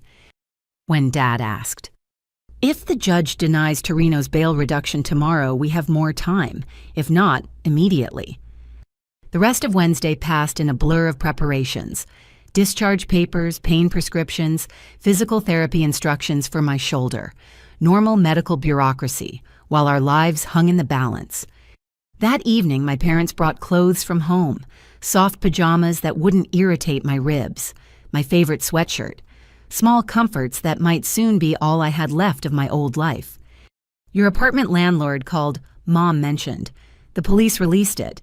He wanted to know about the lease. Another life detail to handle. Along with my job, my friends, everything that made me Jacqueline Morris. Maybe this is a chance, Lauren said unexpectedly. She'd been quiet most of the day processing her own losses. To start over, become better people. I liked who I was. I said, perhaps more sharply than intended. I had a life I chose, work that mattered. I know, I'm sorry, Her voice broke. I'm sorry isn't enough, is it, for what I've cost you? No, I said honestly, but it's a start. Thursday morning arrived gray and rainy, pathetic fallacy again as if weather tracked our drama. The bail hearing was at 10. We'd know our fate by lunch. Dr. Rodriguez cleared me for discharge. Follow up with orthopedics in 2 weeks for that shoulder. Take the pain meds as prescribed. And Jacqueline. She paused at the door. Whatever's happening with your family, be safe. I wondered if she knew about the witness protection possibility or just sensed the weight of unspoken fears. They wheeled me out in standard hospital protocol while I could walk. Dad had pulled the car around Mom, fussing with pillows to cushion my ribs during the ride. As we prepared to leave, my phone rang, Agent Chen. Did the judge deny bail reduction? She said without preamble. Torino's staying locked up pending trial. Relief made me sag against the wheelchair. So we have time. Some, but his associates are still out there.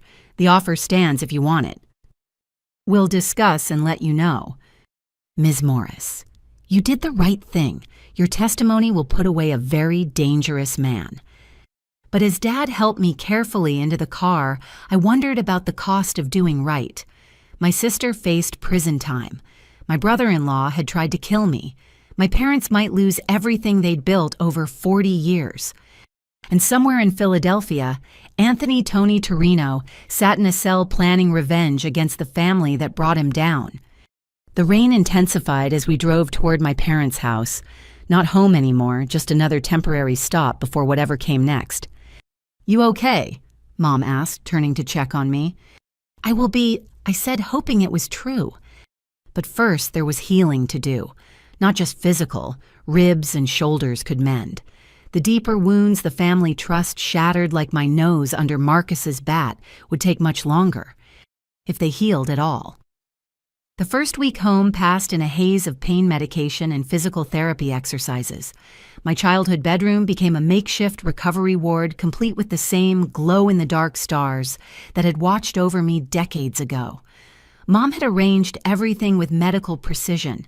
Medications lined up on the dresser, a baby monitor so she could hear if I needed help at night, extra pillows to keep my ribs elevated.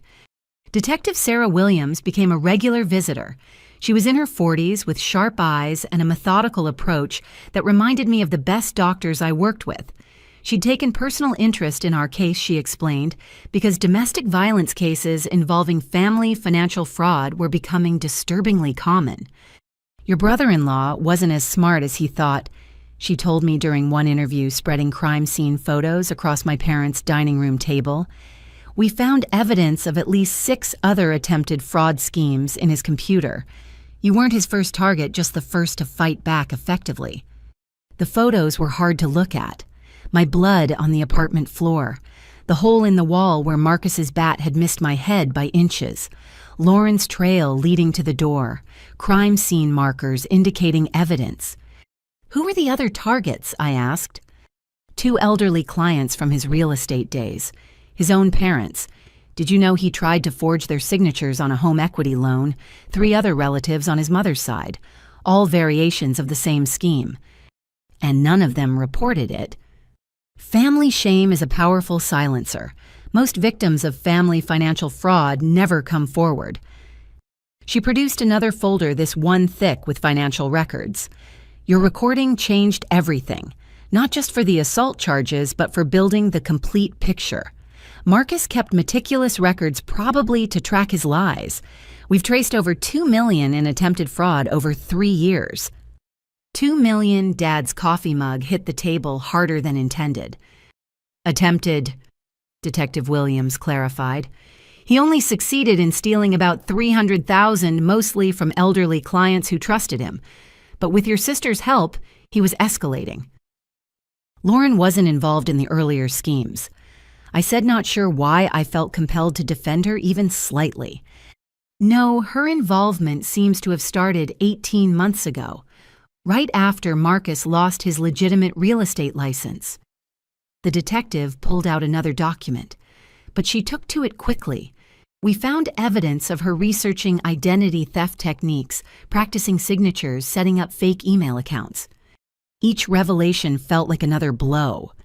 The sister who'd helped with my college essays had been Googling how to steal identities. The same hands that had bandaged my scraped knees had practiced forging my signature.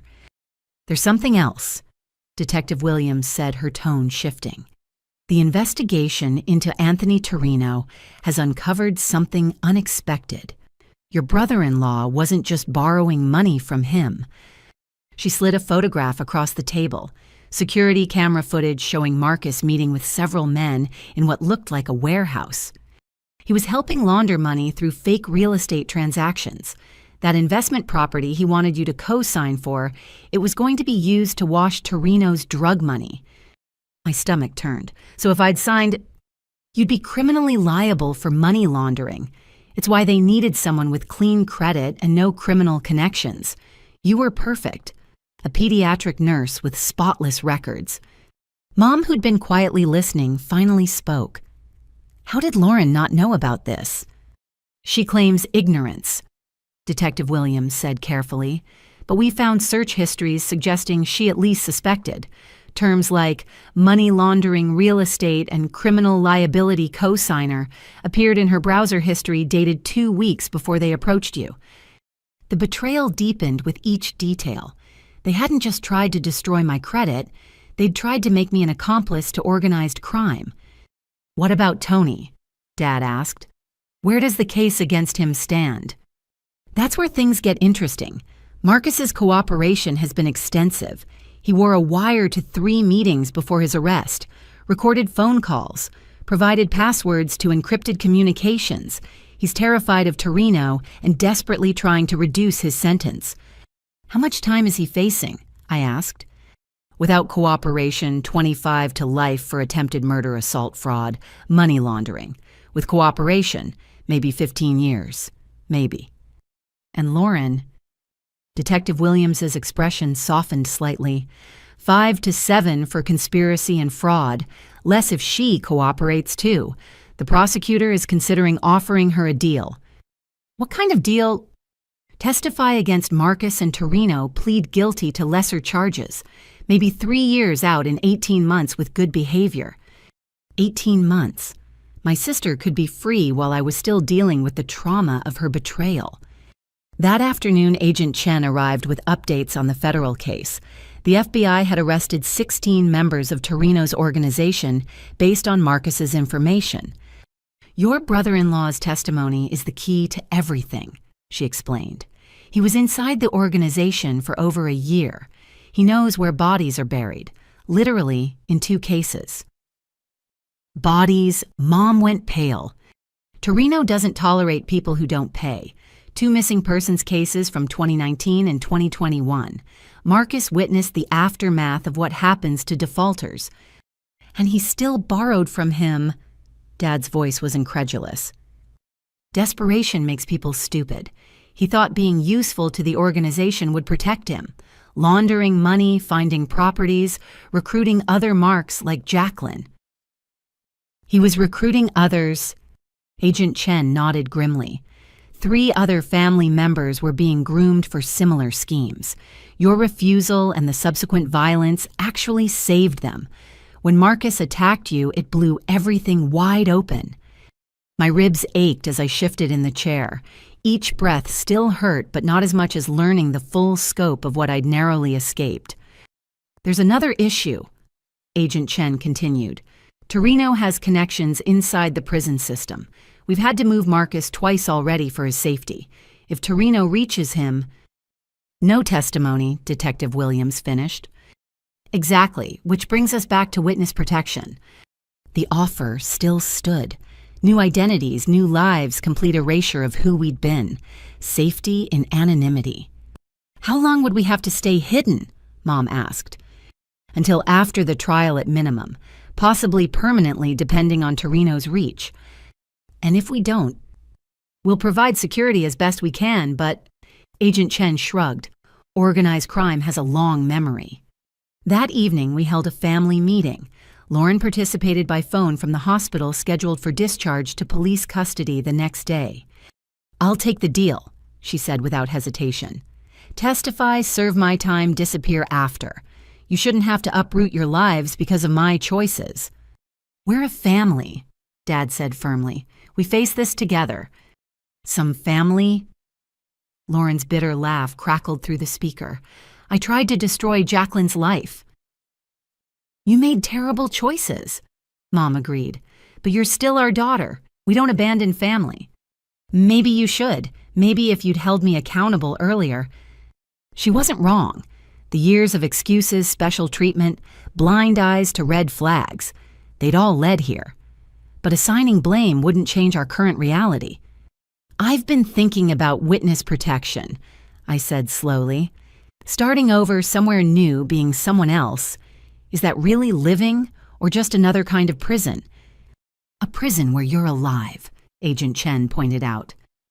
"But not myself, not a nurse at Children's Hospital, not Jacqueline Morris, who worked 3 years to perfect the night shift NICU protocols, just some made-up person with a fake history." "Better than being dead," Lauren said quietly. "Is it, though, giving up everything I am because you and Marcus decided to play criminals?" "Harsh, maybe, but the pain medication was wearing off and with it my filters." "What are you saying?" Mom asked. "I'm saying maybe I stay and fight, testify openly, refuse to let them take anything else from me." "That's brave but foolish," Detective Williams said. "I've seen what Torino's people do to witnesses. And I've seen what happens when you let fear control your life. Lauren was so afraid of being ordinary that she became a criminal. Marcus was so afraid of failure, he tried to murder me.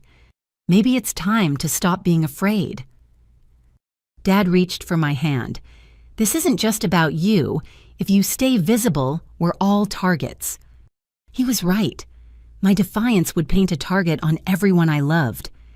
"Give us a week," I requested, "to think, to heal, to figure out our options." Both investigators agreed, though Agent Chen warned that delays could limit our protection options. That night, unable to sleep from pain and racing thoughts, I found myself at my laptop researching.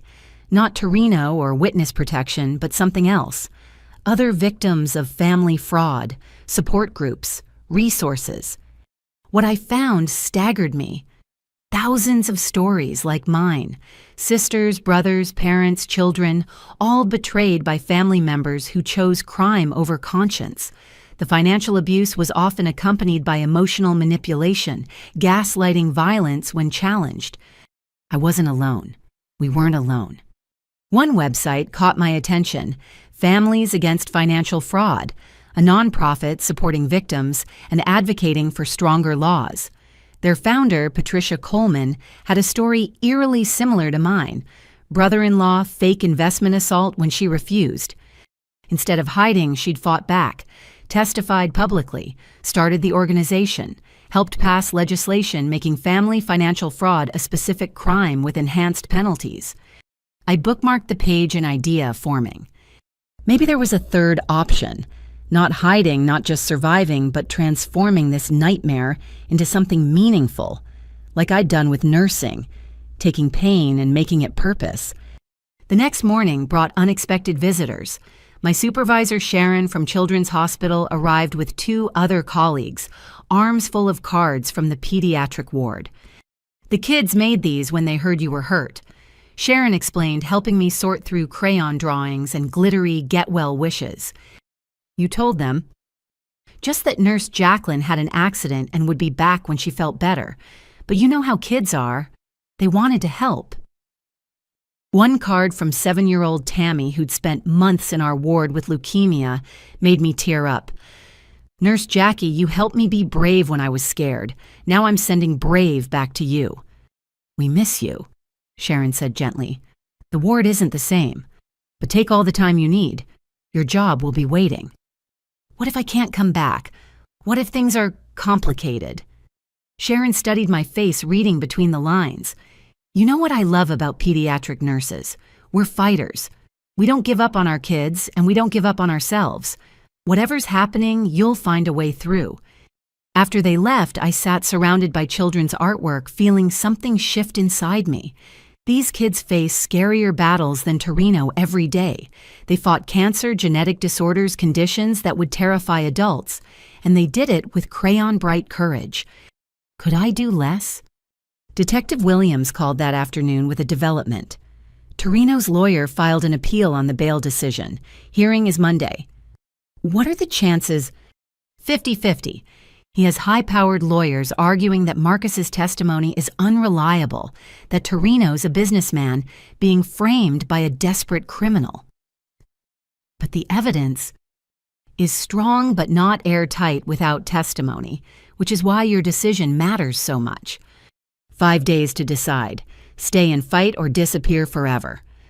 I looked at Tammy's card again, sending brave back to you. Maybe brave wasn't about not being afraid. Maybe it was about choosing what mattered more than fear.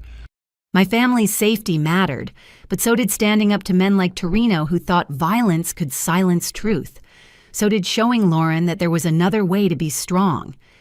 So did those kids in the ward who needed their Nurse Jackie back. Detective, I said, surprising myself with the steadiness in my voice. What would it take to make the case airtight to guarantee Torino stays locked up? Your testimony.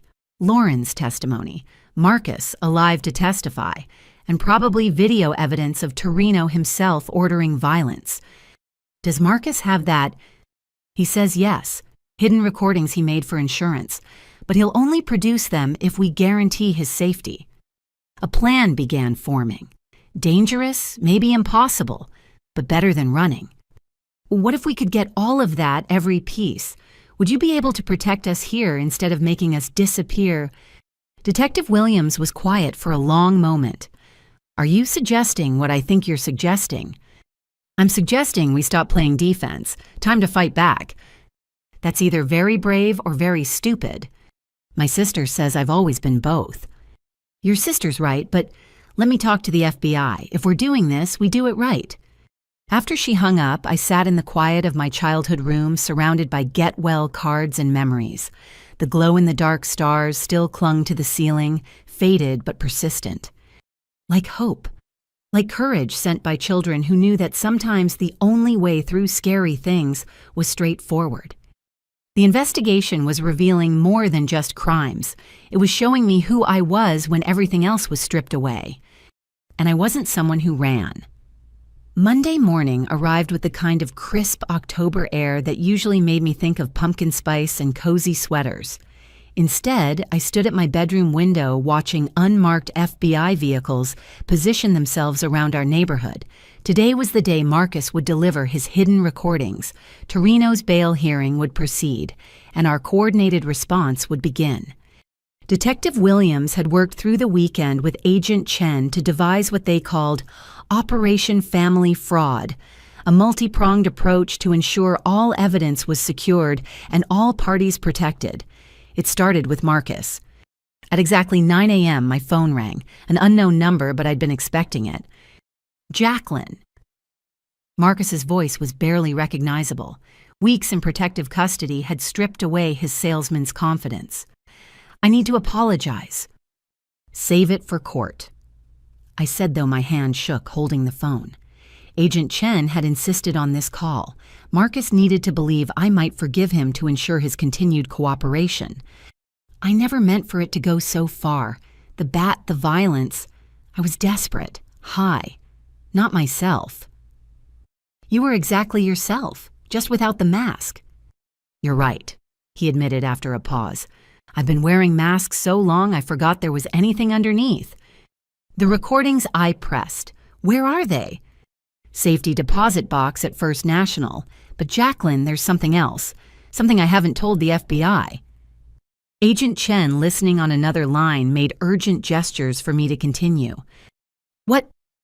Torino has a partner, someone inside law enforcement. That's how he's avoided prosecution for so long. The recordings, they prove it. Who? Captain Michael Brennan, Northeast Precinct. He's been feeding Torino information, protecting shipments, making evidence disappear. The temperature in the room seemed to drop. A corrupt police captain changed everything. Does Torino know you have these recordings? No. I made them for insurance like everyone assumed, but also because I didn't trust anyone in this mess. Not Torino, not his cops, not even Lauren. Why tell me now? Because they're moving me again today. Another facility. If something happens to me, someone needs to know where the evidence is. The key is hidden in Lauren's jewelry box, the one she keeps at your parents' house. Blue velvet bottom drawer of her old dresser. The line went dead. Agent Chen burst into my room moments later. Did you know about the jewelry box? I nodded. Lauren left it here years ago, said it had sentimental value. Dad was already heading upstairs to retrieve it. Inside, beneath tangled costume necklaces and forgotten earrings, lay a small brass key. We need to move fast, Agent Chen said. If there's really a corrupt captain involved, he could warn Torino. Detective Williams finished having arrived during the call. We need those recordings before anyone knows we're aware. The next 2 hours moved with military precision. A federal team secured the bank, evacuating other customers under the pretense of a gas leak. I watched from a surveillance van as agents retrieved a small digital recorder and several USB drives from Marcus's deposit box. Back in the van, Agent Chen plugged in the first drive. What we heard chilled everyone present. Torino's voice clear and commanding. Brennan says the hit on the Morrison warehouse is clear for Thursday. No patrols between 2 and 4 a.m. Captain Brennan responding, my guys will be conveniently across town, but this is the last time, Tony. The heat's getting too much. You'll do what you're paid for, Torino snarled. Unless you want those photos of you and the councilman's wife going public. More recordings followed. Bribes discussed casually. Evidence tampering planned like grocery lists. 3 murders orchestrated with police protection ensuring the killers escaped. This is it, Agent Chen breathed. This breaks the entire organization wide open. But it also meant we were in more danger than ever. A corrupt captain could access witness information, safe house locations, transport schedules. Where's Marcus now? I asked. Agent Chen checked her phone. In transit to... Oh no. What? Captain Brennan's precinct is handling the transfer. The room exploded into motion. Calls were made, units dispatched. But we all knew the truth. If Brennan was dirty, Marcus was probably already dead. 40 minutes later, confirmation came. The transport van had been found abandoned on a rural road. 2 marshals dead, Marcus missing. No body, though, Detective Williams noted. They took him alive.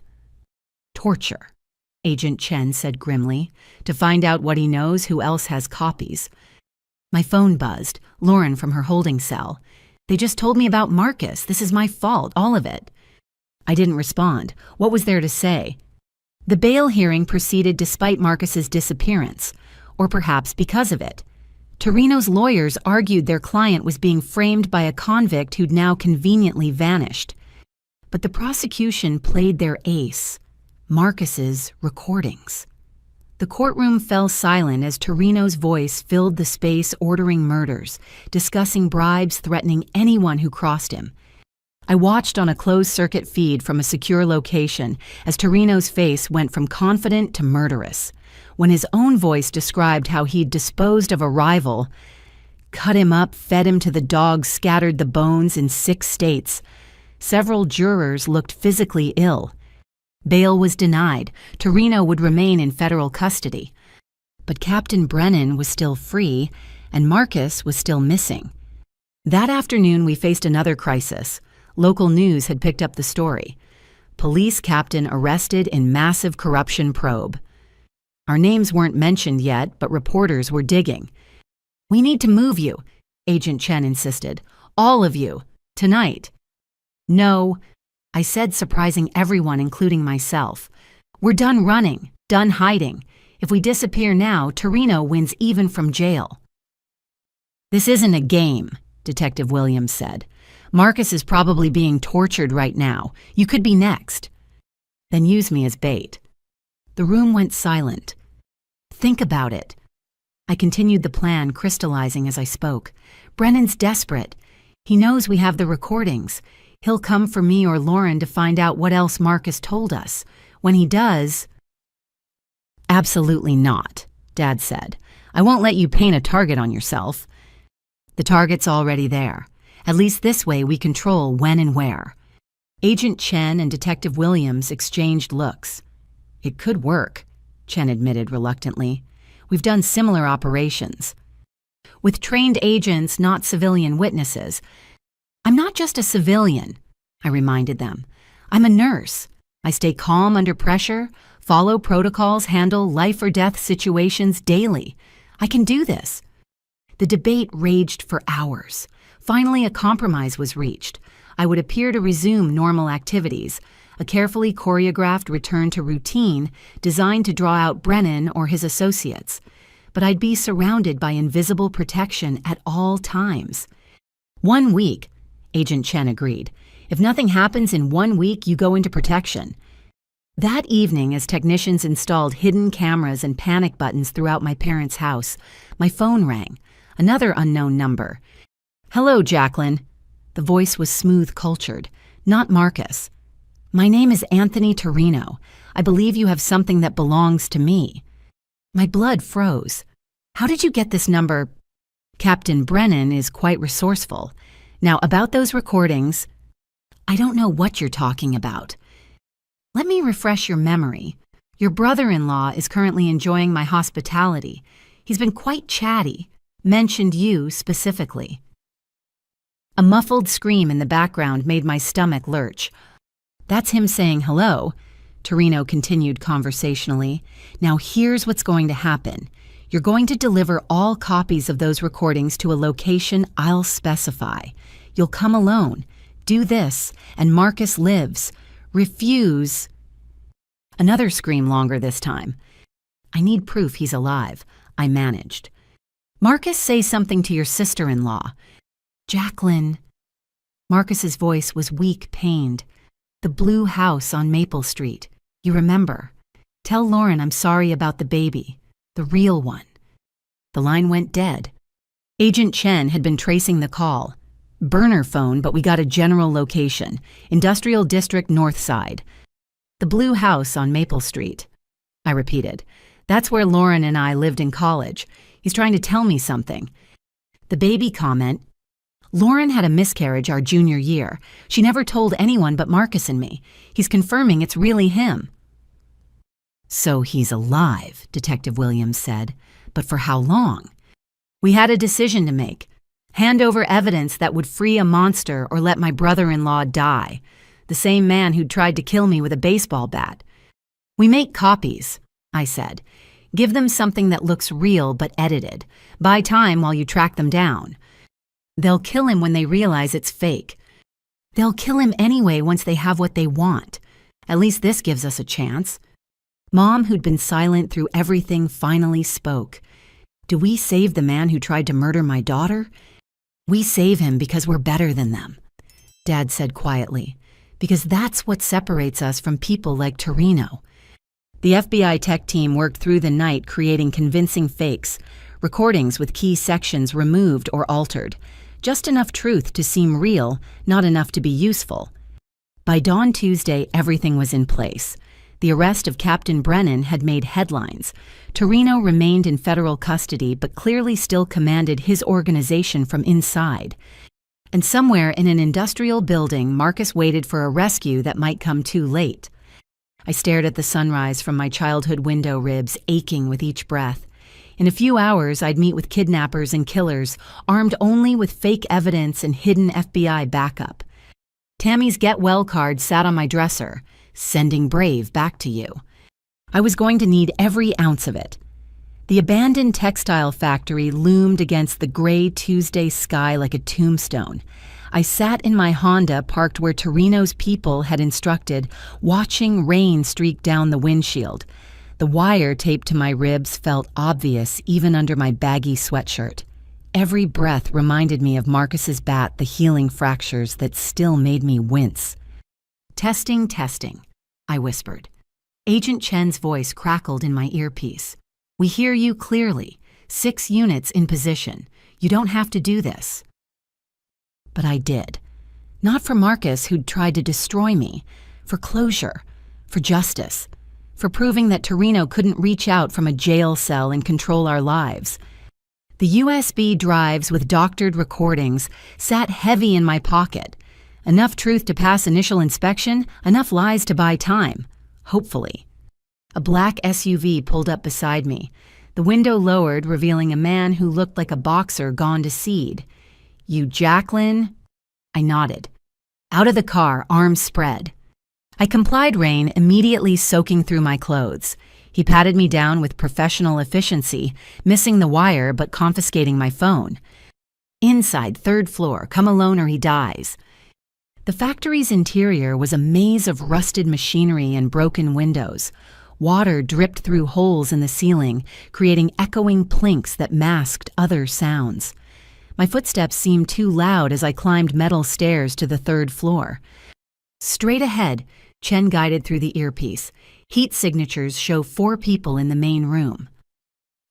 I pushed through a heavy door into what had once been an office space. Marcus hung from chains attached to an overhead beam, unconscious or close to it. Blood covered his expensive shirt, or what remained of it.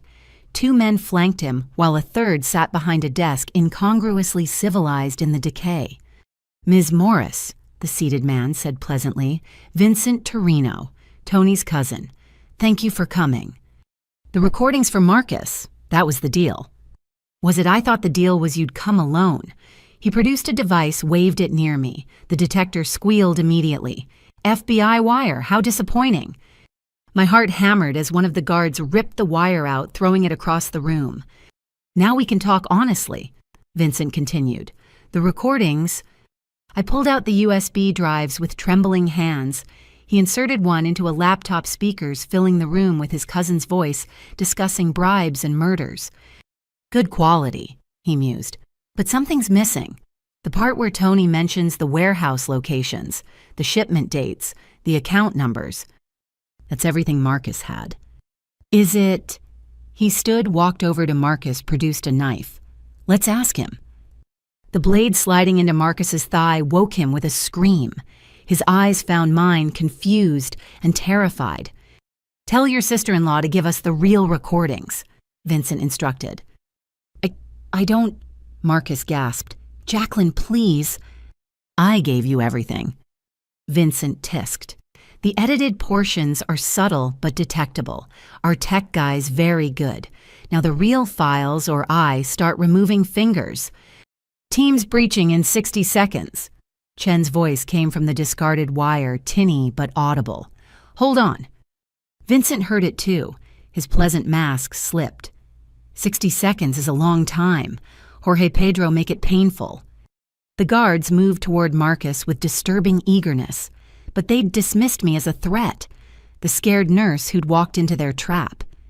They didn't know I'd spent 3 years working emergency pediatric trauma, that I'd learned to stay calm when children's lives hung in the balance, that adrenaline made me focused, not frozen. I grabbed a rusted pipe from the floor and swung it at Jorge's knee. The crack was audible even over his scream. He went down, hard gun skittering away. Pedro turned, raising his weapon, but Marcus used his last strength to kick out, catching him in the back. The shot went wide, shattering a window. Vincent drew his own gun, but I was already moving. The pipe connected with his wrist. He cursed, dropping the weapon. We grappled for it on the filthy floor. 30 seconds, Chen's voice shouted from somewhere. Vincent was stronger, but I was desperate. I bit his hand, tasting blood. He reared back and I drove my knee into his solar plexus. Air whooshed out of him. Breaching now. The world exploded. Flashbang grenades, shouting boots, thundering upstairs. FBI agents flooded the room, weapons drawn. Clear. Suspect down. Medic needed. I rolled away from Vincent as agents cuffed him. My ribs screamed protest. The fight had undone weeks of healing. Blood ran from my nose again, though I couldn't remember being hit. Jacqueline. Agent Chen appeared, helping me sit up. Are you hit? Are you injured? Marcus, I gasped. Help Marcus. Paramedics were already working on him, cutting the chains, starting IVs. He was unconscious again, but breathing. You did it, Chen said. You got them talking, got evidence, survived until we arrived. The recordings, I managed. Vincent confirmed they were edited. That's admission of guilt, right? Gold star evidence, she confirmed. With 3 witnesses to attempted murder, kidnapping, torture. The Torino organization is finished. They loaded me onto a gurney despite protests. As we passed Marcus, his eyes fluttered open. Jacqueline, he whispered, thank you. I didn't do it for you. I know, that's what makes it heroic. Heroic. I thought of Tammy and the other kids in my ward facing down cancer. That was heroic. This was just surviving. At the hospital, Jefferson again becoming too familiar, they re-x-rayed everything. 2 refractured ribs, torn stitches in my shoulder, new bruising adding to the old rainbow. You're making a habit of this, Dr. Rodriguez said disapprovingly. 3 weeks of healing undone. But everyone's alive. Marcus is in surgery, significant blood loss, organ damage, but he'll make it. Lauren arrived as they were admitting me, flanked by federal marshals. She looked smaller in her orange jumpsuit, aged by weeks in custody. They'd brought her to say goodbye to Marcus before his surgery, maybe for the last time. You saved him, she said, standing awkwardly by my bed. After everything, you still saved him. I saved myself, he just benefited. Still. She sat carefully, mindful of the chains. I've had a lot of time to think about who we became, who I became. Mom visited yesterday, showed me pictures from when we were kids. Remember the summer we ran a lemonade stand? I did. 7 and 12 selling watery lemonade for a quarter, splitting the proceeds exactly, even though Lauren did most of the work. You insisted on fair shares, she continued. Said it didn't matter who did what, we were partners. I thought you were naive then.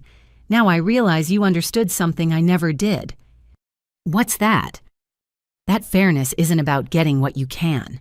It's about making sure everyone gets what they need. Pretty words from someone facing prison. Fair. She looked at her hands. I've agreed to testify, full cooperation. Names, dates, every crime I know about. The prosecutor says 18 months if I'm lucky. And after, witness protection, new name, new city, no contact with anyone from this life. Her voice broke. I'll never see you again. Despite everything that hurt, The sister who'd carried me home with a scraped knee, who'd taught me to braid hair and paint nails, who'd been my first best friend, she'd disappear forever. Maybe that's for the best, I said, though the words tasted like ash. Maybe, but Jacqueline, for what it's worth, I'm proud of who you became, even if I couldn't be. The marshals returned to take her away. At the door, she turned back. The baby thing, it was real once. The miscarriage 2 months ago. I know it doesn't matter now, but I wanted you to know something true. Then she was gone, my sister soon to be erased from existence. The rest unfolded quickly. Vincent Torino was charged with kidnapping attempted murder conspiracy.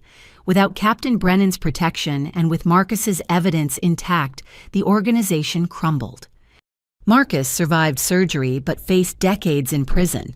His parents finally showed up hiring lawyers making excuses, but there was no escaping the recordings, the evidence, the trail of victims. 2 weeks later, I stood in federal court to testify. Torino himself sat at the defense table, no longer the untouchable crime boss, but a caged predator. His eyes promised retribution, but I didn't look away. I told the truth, all of it. The loans, the threats, the violence. Marcus's recordings played for the jury, Torino ordering murders in his own voice, Captain Brennan detailing police corruption, Vincent describing torture techniques. "Were you afraid?" the prosecutor asked. "Terrified," I admitted, but fear doesn't justify letting dangerous men walk free. The defense tried to paint me as vindictive, seeking revenge on Marcus through Torino, but the evidence was overwhelming, guilty on all counts, life without parole. As they led him away, Torino looked at me one last time. "This isn't over," he mouthed. But it was. His organization was destroyed. His corrupt cops imprisoned. His reign of terror ended. By one nurse who'd said no to a mortgage. That evening, we held a strange celebration at my parents' house. Justice served, but family destroyed. Mom made a toast with apple cider, to doing the right thing even when it costs everything. To starting over, Dad added. To the truth, I finished. We clinked glasses in the kitchen where weeks ago I'd shown them evidence of Lauren's betrayal. So much had changed, so much lost, but we'd survived. My phone buzzed with a text from Sharon at work. "Saw the news. Incredible testimony. The kids made you something. Can I bring it by?" 20 minutes later, she arrived with a poster board covered in handprints. Each small hand had written a message. "Nurse Jackie is brave. You're our hero. Get better soon. We miss you." In the center, Tammy had drawn a picture of a nurse with a cape standing on top of a mountain labeled "Bad Guys." "She insisted on the cape," Sharon explained. "Said all heroes have them, even if we can't see them." I traced the tiny handprints, each representing a child who'd faced their own mountains, who'd taught me more about courage than any FBI training could. "When can you come back?" Sharon asked gently. "The ward needs you." "Soon," I promised. "Just a few more weeks to heal." "Take your time, but know you're missed. What you did, testifying like that, standing up to those men. The whole hospital's talking about it. You've inspired people." After she left, I sat with the poster surrounded by evidence of the life I'd fought to keep. Not witness protection, not running, not hiding.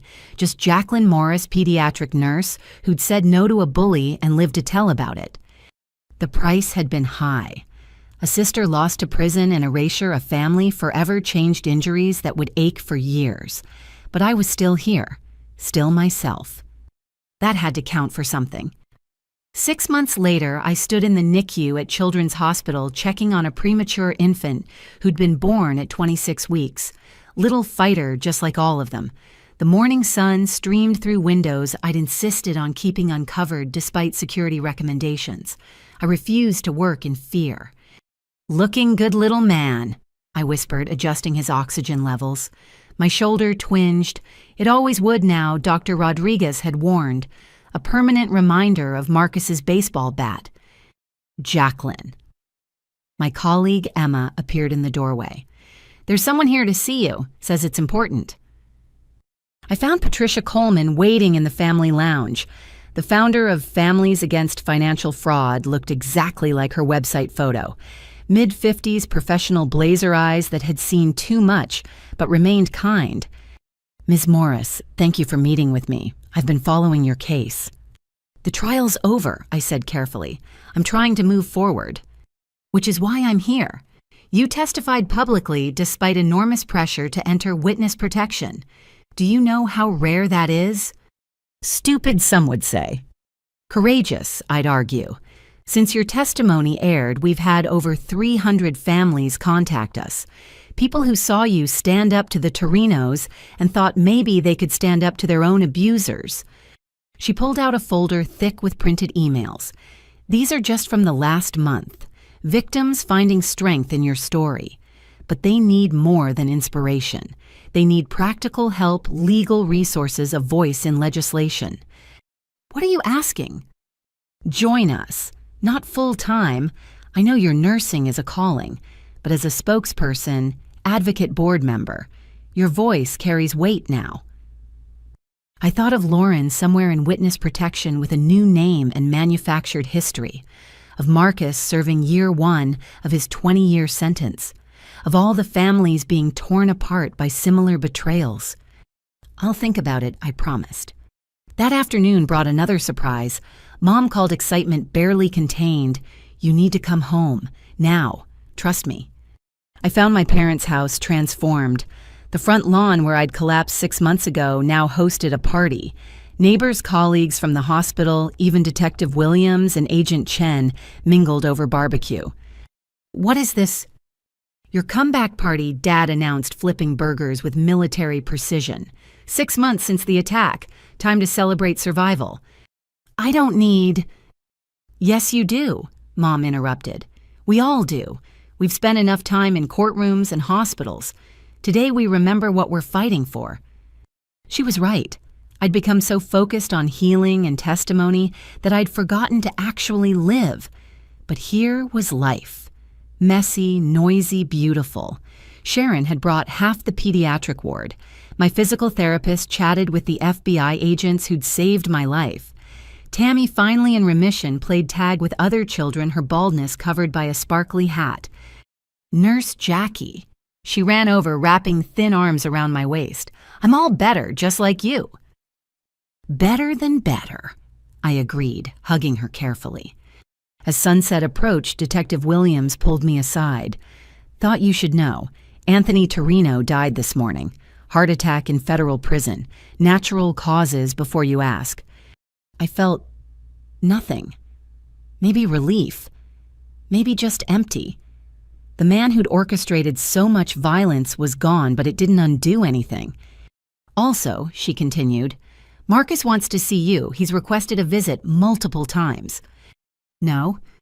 "He says he has information about other victims who need help." "Then he can tell you." "He'll only tell you. Says he owes you that much." I looked across the yard at my rebuilt life. Did I owe Marcus anything? Did his information justify reopening wounds? "I'll go," I decided, once, for the victims, not for him. The following week, I drove 3 hours to the federal correctional facility where Marcus served his time. The waiting room depressed me. Families torn apart, children visiting fathers they barely knew, the weight of consequences made visible. Marcus looked smaller in prison gray. The confident salesman had been replaced by something hollow, desperate. We sat across a scarred table, guards watching. "You came," he said. "You have information about victims. Talk." "How's Lauren?" "Gone, as you know. Talk about the victims or I leave." He nodded slowly. "There were 12 others. Families I targeted before yours. Some lost houses, retirement savings. 2 elderly couples are homeless now. I kept records." He slid a paper across the table. Names, addresses, amounts stolen. His trophies become confessions. "Why tell me?" "Because I dream about them. Every night. Their faces when they realized I'd stolen everything." His hands shook. "I tell myself I'm not that person anymore, but I was. I did those things. Maybe helping them helps me sleep." "This isn't about your redemption." "No, but it's something. Will you make sure they get help? The fraud recovery fund insurance claims whatever's available. I pocketed the list. Yes. Thank you. And Jacqueline, I know sorry means nothing, but you're right. It means nothing. But giving me this list, that means something. Not forgiveness, not absolution, but something. I left him there, drove home through spring countryside, coming alive after winter. The list burned in my pocket. 12 families who needed what Patricia Coleman offered. That night, I called her. I'm in, part-time but committed. Welcome aboard. When can you start? I already have. The next months blurred together. Days in the NICU, evenings working with fraud victims. I testified before the state legislature about strengthening financial abuse laws, helped families navigate recovery resources, shared my story when it could help others find their voice. 1 year after the attack, I received an unexpected letter. No return address, postmarked from Oregon. Jay, I know I'm not supposed to contact anyone, but I needed you to know. I'm okay. Different name, different life, but okay. I work at a small clinic filing papers and answering phones. Nothing glamorous, but honest. I volunteer at a women's shelter on weekends, helping women who've lost everything to bad relationships. Maybe it's penance, maybe just trying to balance the scales. I think about you every day, about the sister I could have been if I'd made different choices. I'm proud of what you've become. I saw the news about the legislation you helped pass. Mom sent photos through our handler. You look good, happy. The scar on your lip makes you look like a warrior, which I guess you are. I won't write again, too dangerous. But know that somewhere in Oregon, your sister is trying to earn the second chance she never deserved. Be safe, be happy, be everything I couldn't. All my love, La. I read it 3 times before putting it in my jewelry box. The same one where Marcus had hidden the key that started everything.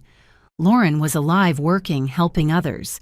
It didn't erase what she'd done, but maybe redemption was possible. Maybe.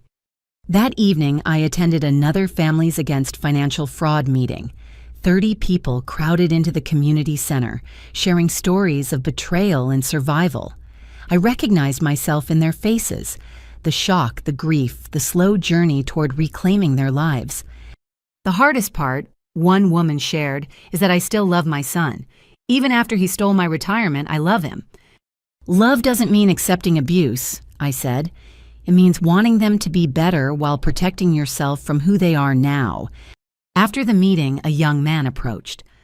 My brother's trying to force me to co-sign a business loan. After hearing your story, I'm saying no. Thank you for showing me it's okay to protect myself. One person saved from what I'd endured, then another, then dozens. Each testimony, each legislative hearing, each family helped. They added up to something larger than my individual trauma. My phone buzzed with a text from Tammy's mother. She insists on inviting you to her Make-A-Wish party. She wished to meet all the nurses who saved her, but especially you. I smiled, texting back acceptance. The cycle continued, healing leading to helping, leading to more healing. That night, I stood in my new apartment. The old one held too many bloody memories looking out at the city lights. Somewhere out there, Marcus sat in a cell contemplating his crimes.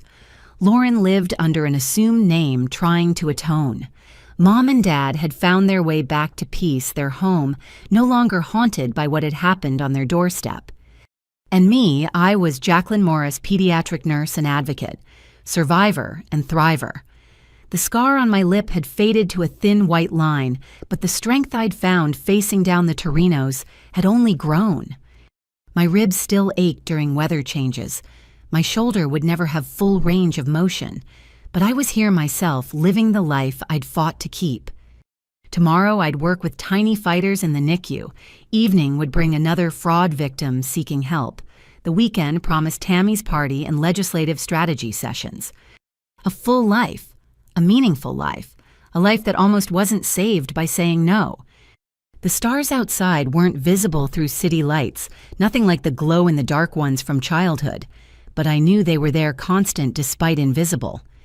Like courage, like hope, like the strength found in the worst moments that carries you through to better ones. My phone rang.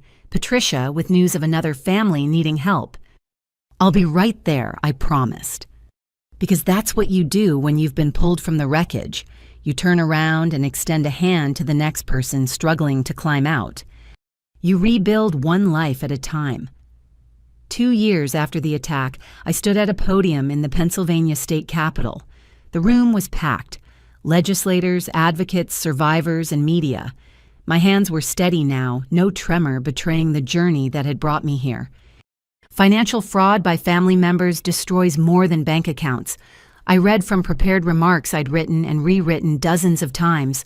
It shatters trust, devastates relationships, and leaves victims questioning their own judgment. Today, with the passage of the Family Financial Fraud Prevention Act, Pennsylvania leads the nation in protecting vulnerable citizens from predatory relatives. The applause was thunderous. Senate Bill 847 had passed, mandatory reporting for financial institutions when family members attempt suspicious transactions, enhanced penalties for family financial abuse, and funding for victim support services. My story, along with hundreds of others, had made this moment possible.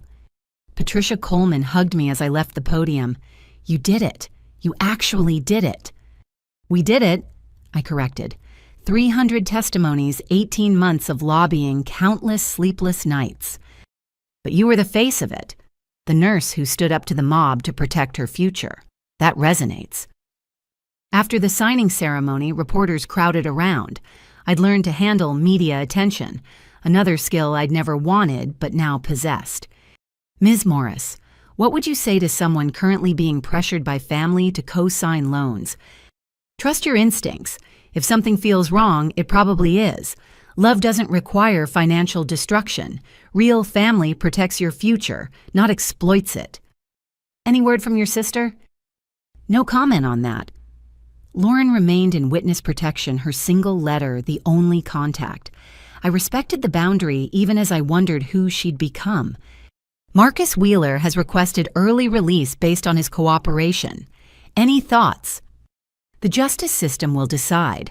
I'm focused on helping current victims, not revisiting past verdicts. That evening, my phone rang with an unexpected caller. Agent Chen, now Deputy Director Chen. "Jacqueline, congratulations on the legislation. Watch the signing on C-SPAN." "Thanks. How's the Bureau?" "Good. Listen, I'm calling with news. Marcus was attacked in prison yesterday. He's alive, but in critical condition." My stomach clenched. "Torino's people—" "We think so. Even with Anthony dead, the organization has remnants. Marcus has been moved to protective medical custody, but he might not make it. The doctors give him 50-50 odds. His parents are flying in. They've requested you visit. Said you're the only one who truly understands what happened." I testified. "I saved him once, that's enough." "I agree. Just passing along the message." I hung up feeling unsettled. Marcus had tried to kill me, yet I'd saved him from Vincent Torino. Did I owe him anything more? Did his cooperation and revelations of other victims earn him deathbed consideration? My phone buzzed with a text from an unknown number. "Please come, Marcus's mother." Then another, "He keeps asking for you. Says he needs to tell you something about Lauren." That decided it. Any information about my sister was worth hearing. The next morning, I drove to the federal medical facility where they'd transferred Marcus. His parents waited in the lobby, older, grayer, diminished by their son's crimes. "Thank you for coming," his mother whispered. "We know we have no right to ask." 15 minutes, I said. That's all. Marcus looked like death warmed over. Tubes monitors the whole medical orchestra, keeping him alive. His eyes tracked to me alert despite the morphine. "Jacqueline." His voice was barely a whisper. "Thank you. Your parents said you have information about Lauren." "First, need to tell you, the other families. Did they get help?" "All 12. Restitution from frozen assets, social services support fraud recovery assistance. They're rebuilding." "Good." He closed his eyes briefly. "Lauren, she wrote to me. Month ago. Guards slipped it through." "That's illegal. She's risking her protection." "She's pregnant." The words hit like physical blows. Really pregnant this time, due in 3 months. Father's a doctor at her clinic, doesn't know about her past. I sank into the visitor's chair. Lauren pregnant again, starting fresh with someone who didn't know she was a convicted felon in hiding. She wanted me to tell you if anything happened, said you deserve to know you'll be an aunt. I'll never meet this child. No, but it'll exist. Part of your bloodline growing up safe somewhere far away. She said she hopes to raise it with the values she forgot, the ones you never lost. A machine beeped urgently. Medical staff rushed in. Marcus gripped my hand with surprising strength. Tell her I'm sorry. Tell her the baby's better off never knowing what we were. They pushed me out as alarms sounded. In the hallway, his parents clung to each other. I couldn't offer comfort. Their son had made his choices. But I could offer truth. He helped other victims. In the end, he tried to balance the scales. Is that enough? His father asked desperately. Does that matter? It matters to the 12 families who got their lives back. Whether it's enough, that's not for me to judge. I left them there and drove home through spring rain. Lauren pregnant. Building a new life on foundations of lies. Her partner didn't even know her real name. History repeating or redemption beginning. That evening, I attended Tammy's 8th birthday party. She was thriving. Cancer in full remission, starting 2nd grade, obsessed with becoming a doctor. The Make-A-Wish party last year had solidified her career goals. Nurse Jackie. She dragged me to see her presence. Look, I got a real stethoscope, now I can practice being like you. You'll be better than me. I promised, letting her check my heartbeat. Nobody's better than you. You fight bad guys and save babies. Her innocent hero worship should have felt sweet. Instead, I thought of Marcus dying in federal custody of Lauren, pregnant with a child who'd never know its real heritage, of the 12 families slowly rebuilding what my brother-in-law had stolen. Heroes and villains weren't as clear-cut as Tammy's worldview suggested. We were all just people making choices, living with consequences, trying to balance our personal ledgers. My phone rang. Patricia with news that 3 more states were considering legislation modeled on ours. The ripple effects continued spreading. A week later, word came that Marcus had died. Complications from the attack organs shutting down despite medical intervention. His parents held a small service I didn't attend. The news barely made headlines. Just another prisoner dying in custody. But I knew the truth was more complex. A man who'd tried to murder me had died providing information that helped dozens of victims. He'd spent his last breath apologizing for crimes that could never be undone. That night, I wrote a letter I'd never send. Lauren Marcus told me about the baby. Congratulations. I hope this child brings you the redemption you're seeking. I'm still angry. Maybe always will be. But I'm also building something from the ashes of what you burned down. Laws are changing. Families are protected. Your crimes led to reforms that will prevent others from suffering what I did. Is that what you intended? Of course not. But it's what happened. Be a good mother. Teach honesty. Break the cycle. Your sister always, despite everything, Jacqueline. I sealed it in an envelope and locked it in my jewelry box next to her single letter. Someday, maybe we'd have a way to communicate safely. Or maybe these unsent messages were better. Love and anger preserved in amber, unchanging. The next month brought an unexpected honor. The American Nurses Association named me Advocate of the Year for my work combining healthcare with fraud prevention. Standing at another podium accepting another award, I thought about the strange turns life takes. 3 years ago, I was just a night shift NICU nurse with a succulent problem. Now I was a National Advocate Survivors Champion, reluctant public figure.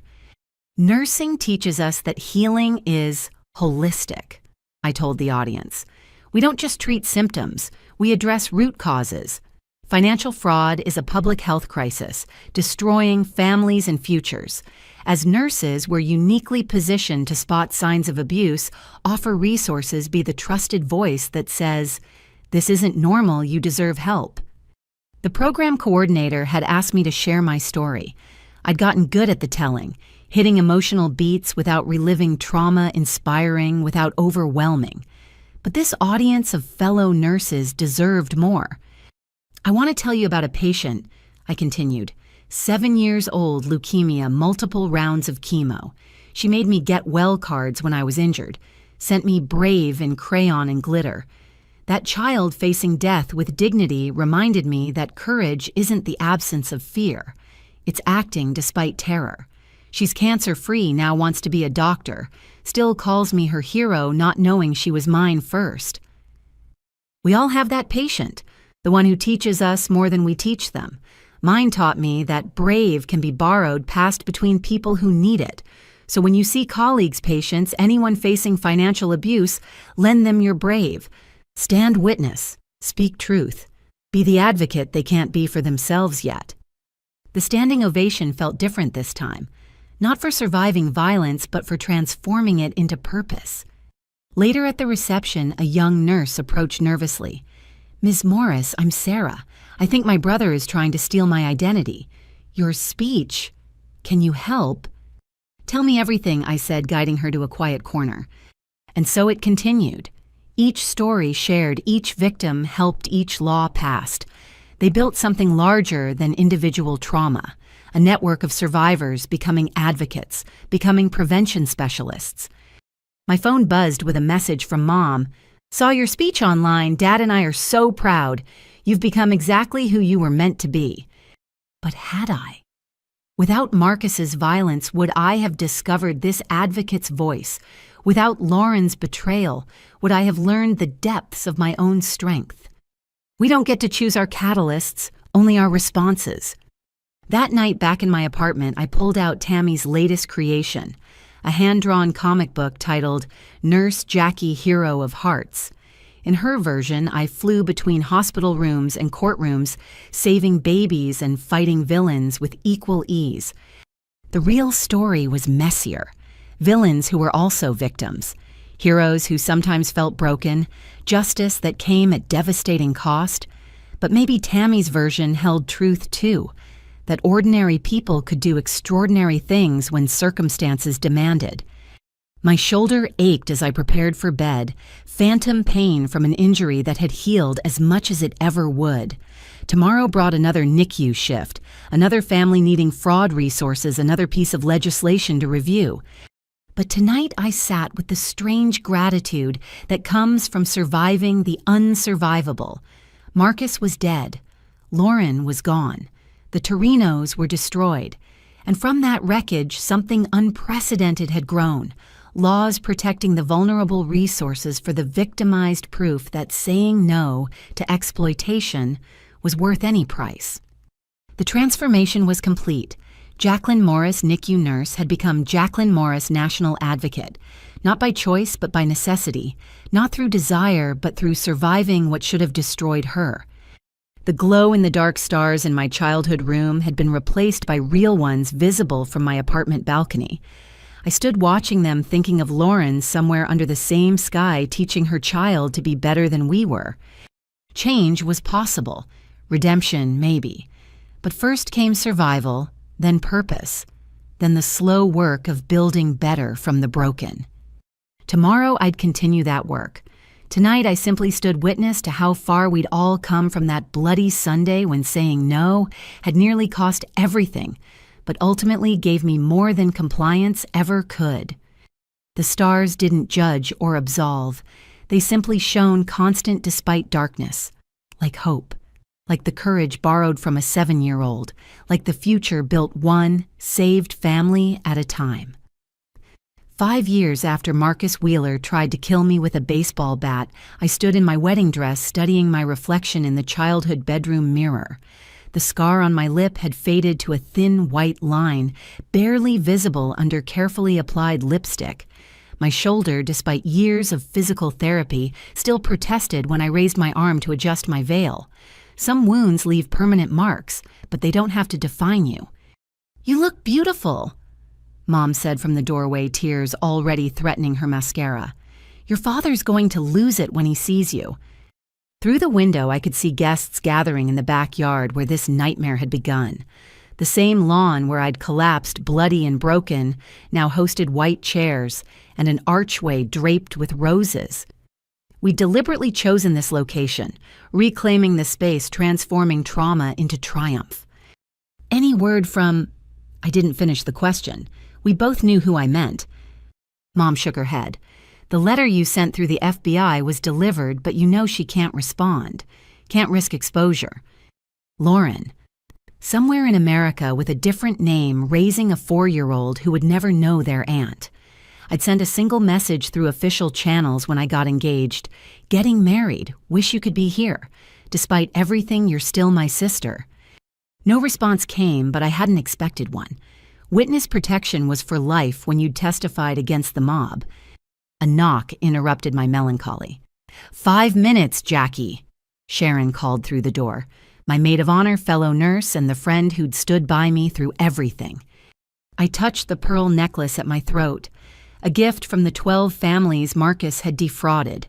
They'd pooled resources to buy it when they heard about my engagement. From all of us, you helped rebuild, the card had read, each pearl representing a life reclaimed. Downstairs, Dad waited in his best suit, fighting tears. My warrior daughter, he said simply, taking my arm. Ready. Always. The back door opened to reveal transformed space. Where crime scene tape once fluttered, ribbons now danced in the breeze.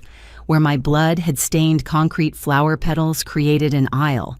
Where police cars had gathered friends and colleagues filled chairs. But it was the man at the altar who held my attention. James Chen. No relation to the FBI agent who'd saved my life.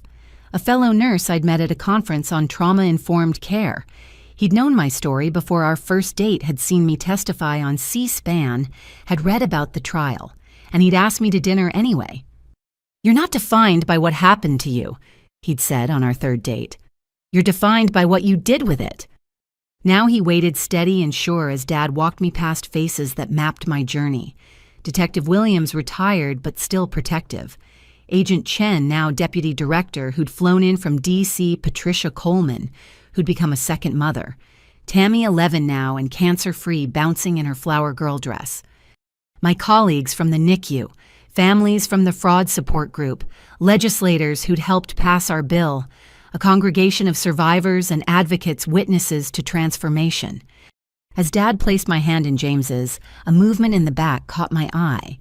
A woman in a large hat and sunglasses sitting alone in the last row. My heart stopped. It couldn't be. The FBI would never allow it. The risk was too great. But something in her posture, the tilt of her head. Who gives this woman to be married? The officiant asked. Her mother and I, Dad answered, voice strong despite his tears. I forced my attention back to James, to the ceremony, to the future we were building. But awareness of that figure hummed in my peripheral vision. Jacqueline and James have written their own vows, the officiant announced. James went first, his voice carrying across the yard. Jacqueline, you've taught me that strength isn't the absence of scars, but the courage to show them. That love isn't protecting each other from hard truths, but facing them together.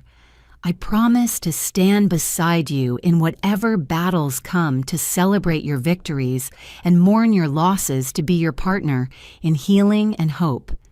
My turn. I'd practiced these words dozens of times, but emotion made them fresh. James, you saw me at my most public and vulnerable, testifying against criminals, advocating for strangers, carrying trauma I couldn't hide. And you chose to love not despite those things, but because of them. I promise to build our future on foundations of truth, to face forward while honoring what brought us here to love you, with the fierce protectiveness I learned defending my own life. The rings. Tammy bounced forward with such enthusiasm she nearly tripped. The congregation laughed, tension breaking into joy. She'd insisted on being ring bearer as well as flower girl. I'm multitasking like Nurse Jackie. As James slipped the ring onto my finger, I caught another glimpse of the woman in the back. She'd tilted her head down, but I could see tears streaming beneath the sunglasses. By the power vested in me by the Commonwealth of Pennsylvania, I now pronounce you husband and wife." James's kiss was tender, mindful of the hundreds of eyes and the photographer capturing everything. But in that moment, only we existed, two trauma nurses who'd found love in the aftermath of violence. The reception erupted in our backyard-turned venue. The mysterious woman had vanished during the congratulations, leaving only an envelope on her chair. Security swept it for safety before handing it to me. Inside a single sheet of paper in handwriting I'd recognize anywhere. "Jay, I know I shouldn't be here. Know it risks everything. But I couldn't miss watching my baby sister get married. You were right in court. I chose to become someone monstrous. But watching you choose to become someone magnificent gives me hope that redemption exists. Be happy. Be loved. Be everything our family was meant to be before I broke it. The little one sends aunt kisses they don't know they're sending. Forever your sister. Whether you want me or not, L." "You okay?" James appeared at my elbow, concerned. I folded the letter carefully. "Yeah, just family stuff." He knew not to push. We'd built our relationship on respecting each other's ghosts. The reception flowed like water. Dinner, toasts, dancing. Patricia Coleman spoke about transformation, how the worst experiences could forge the strongest advocates. Detective Williams, slightly drunk, told the story of a young woman who'd refused to be intimidated by the mob. Bravest damn thing I've seen in 30 years of police work. When it came time for the sister of the bride dance, traditionally the bride's dance with her sister, I'd planned to skip it, but the DJ, not knowing our history, announced it anyway. I stood to explain, but Mom caught my hand. "Dance with me," she said. "I'll stand in for who's missing." So we danced mother and daughter to a song about unbreakable bonds. Halfway through, Dad cut in, then Sharon, then Patricia. By the end, I'd danced with a dozen women who'd become my sisters by choice rather than blood. "Family isn't just DNA," Tammy announced loudly, making everyone laugh. "It's who shows up," out of the mouths of babes. As evening deepened, James and I stole moments between greeting guests. "No regrets?" he asked during one such break. "About having it here, where everything happened." I looked around the transformed yard, where I'd once lain bleeding children now played, where police had gathered evidence friends now gathered in celebration, where trauma had lived, joy now resided. No regrets, this is our home, our story. We don't run from it, we transform it. The party continued past midnight. Gradually, guests departed with hugs and promises to keep in touch. Tammy fell asleep on a lawn chair, her flower girl dress grass-stained from enthusiastic dancing. Her parents carried her out, but not before she mumbled, "Best wedding ever, Nurse Jackie." Finally, only family remained. Dad and James's father discussing military service. Our mothers comparing notes on wedding planning survival. James and I collapsed on the porch swing, exhausted but exhilarated. "So, Mrs. Chen," he said, testing out the new name. "What's next?" "Tomorrow breakfast with my parents. Next week, back to the NICU and fraud prevention board meetings. Next month, our honeymoon in Costa Rica. And long-term," I considered. 5 years ago, I couldn't have imagined surviving the week, much less building this life.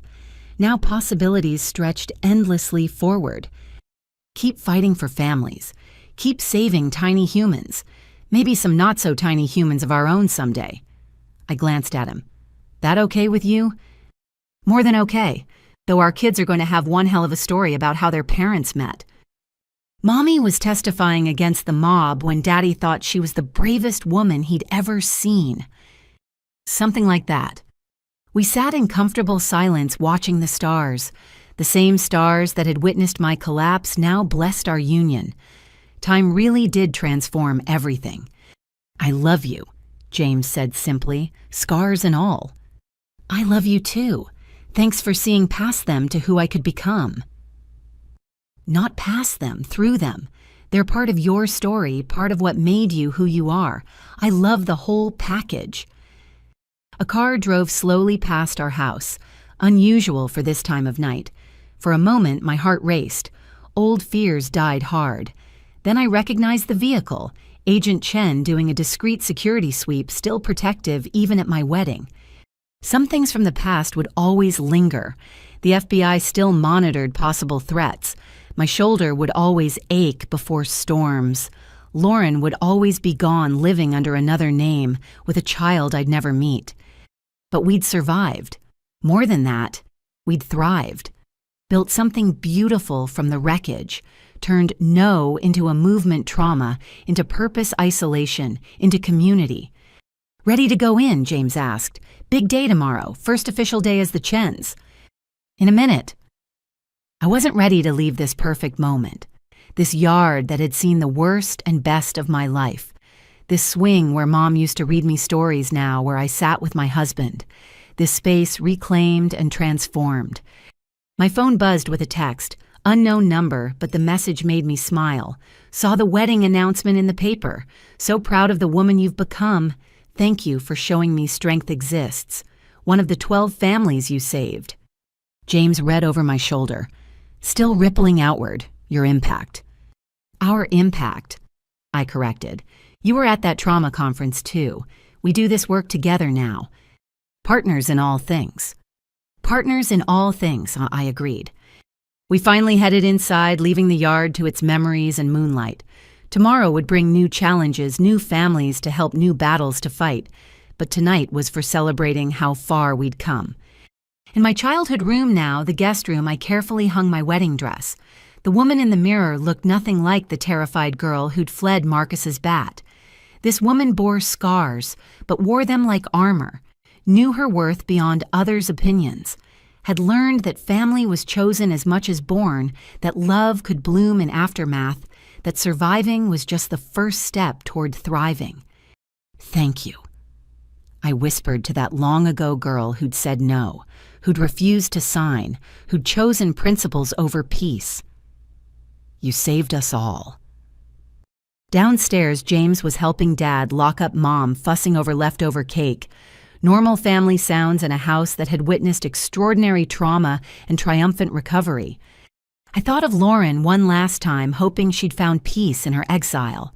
Of Marcus dead these 3 years, but whose list of victims had led to dozens of recoveries. Of the Torinos, their criminal empire crushed by one nurse's refusal to comply. Strange how life's trajectories shifted on single decisions. Say yes, and I'd have been a broke, bitter co-signer to fraud. Say no, and here I stood. Advocate, wife, survivor, thriver. The choice seemed obvious in retrospect, but in that moment, bleeding and terrified, it had taken everything I had to refuse. "Coming to bed," James called from the doorway. "Yeah, just processing." "Take your time. I'll be here when you're ready." He would be. That was the miracle of it. People who stayed, who saw your worst moments, and chose to build something better beside you. I closed my eyes and made a wish.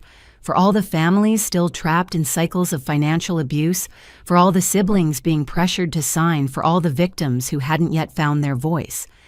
May you find your no. May you survive the backlash. May you discover that losing toxic family means gaining yourself. And may you, like me, transform that loss into something luminous. "Good night, house," I whispered, heading to join my husband. "Thank you for keeping us safe." The walls held their silence, but I felt their blessing. This place that had seen violence become sanctuary. These rooms that had heard screams now echo with laughter. This foundation that had supported us through everything and would continue standing strong. Tomorrow the work continued. Tonight love had won. And that was enough, more than enough. That was everything. If you or someone you love is facing family financial abuse, know this: you are not alone. Your safety and future matter more than any signature. Real love doesn't require financial destruction. Resources exist, help is available, and sometimes the most loving word you can say to family is no. Thank you for joining me on Jacqueline's journey. May we all find the courage to protect ourselves while helping others do the same. Remember, the blood relation means nothing if it comes with conditions that could destroy your future. Choose yourself. Always choose yourself. What would you do if family asked you to risk everything for their mistakes? Have you ever had to choose between helping loved ones and protecting yourself? I'd love to hear your thoughts and experiences in the comments below. If this story resonated with you, please consider giving it a like and subscribing to hear more stories of survival and triumph. Share it with anyone who needs to hear that saying, no to exploitation is not just okay, it's necessary. Thank you for listening, for caring, and for being part of a community that believes in protecting the vulnerable and supporting survivors. Until next time, remember, you deserve family who builds you up, not those who tear you down. Stay strong, stay safe, and never be afraid to protect your future.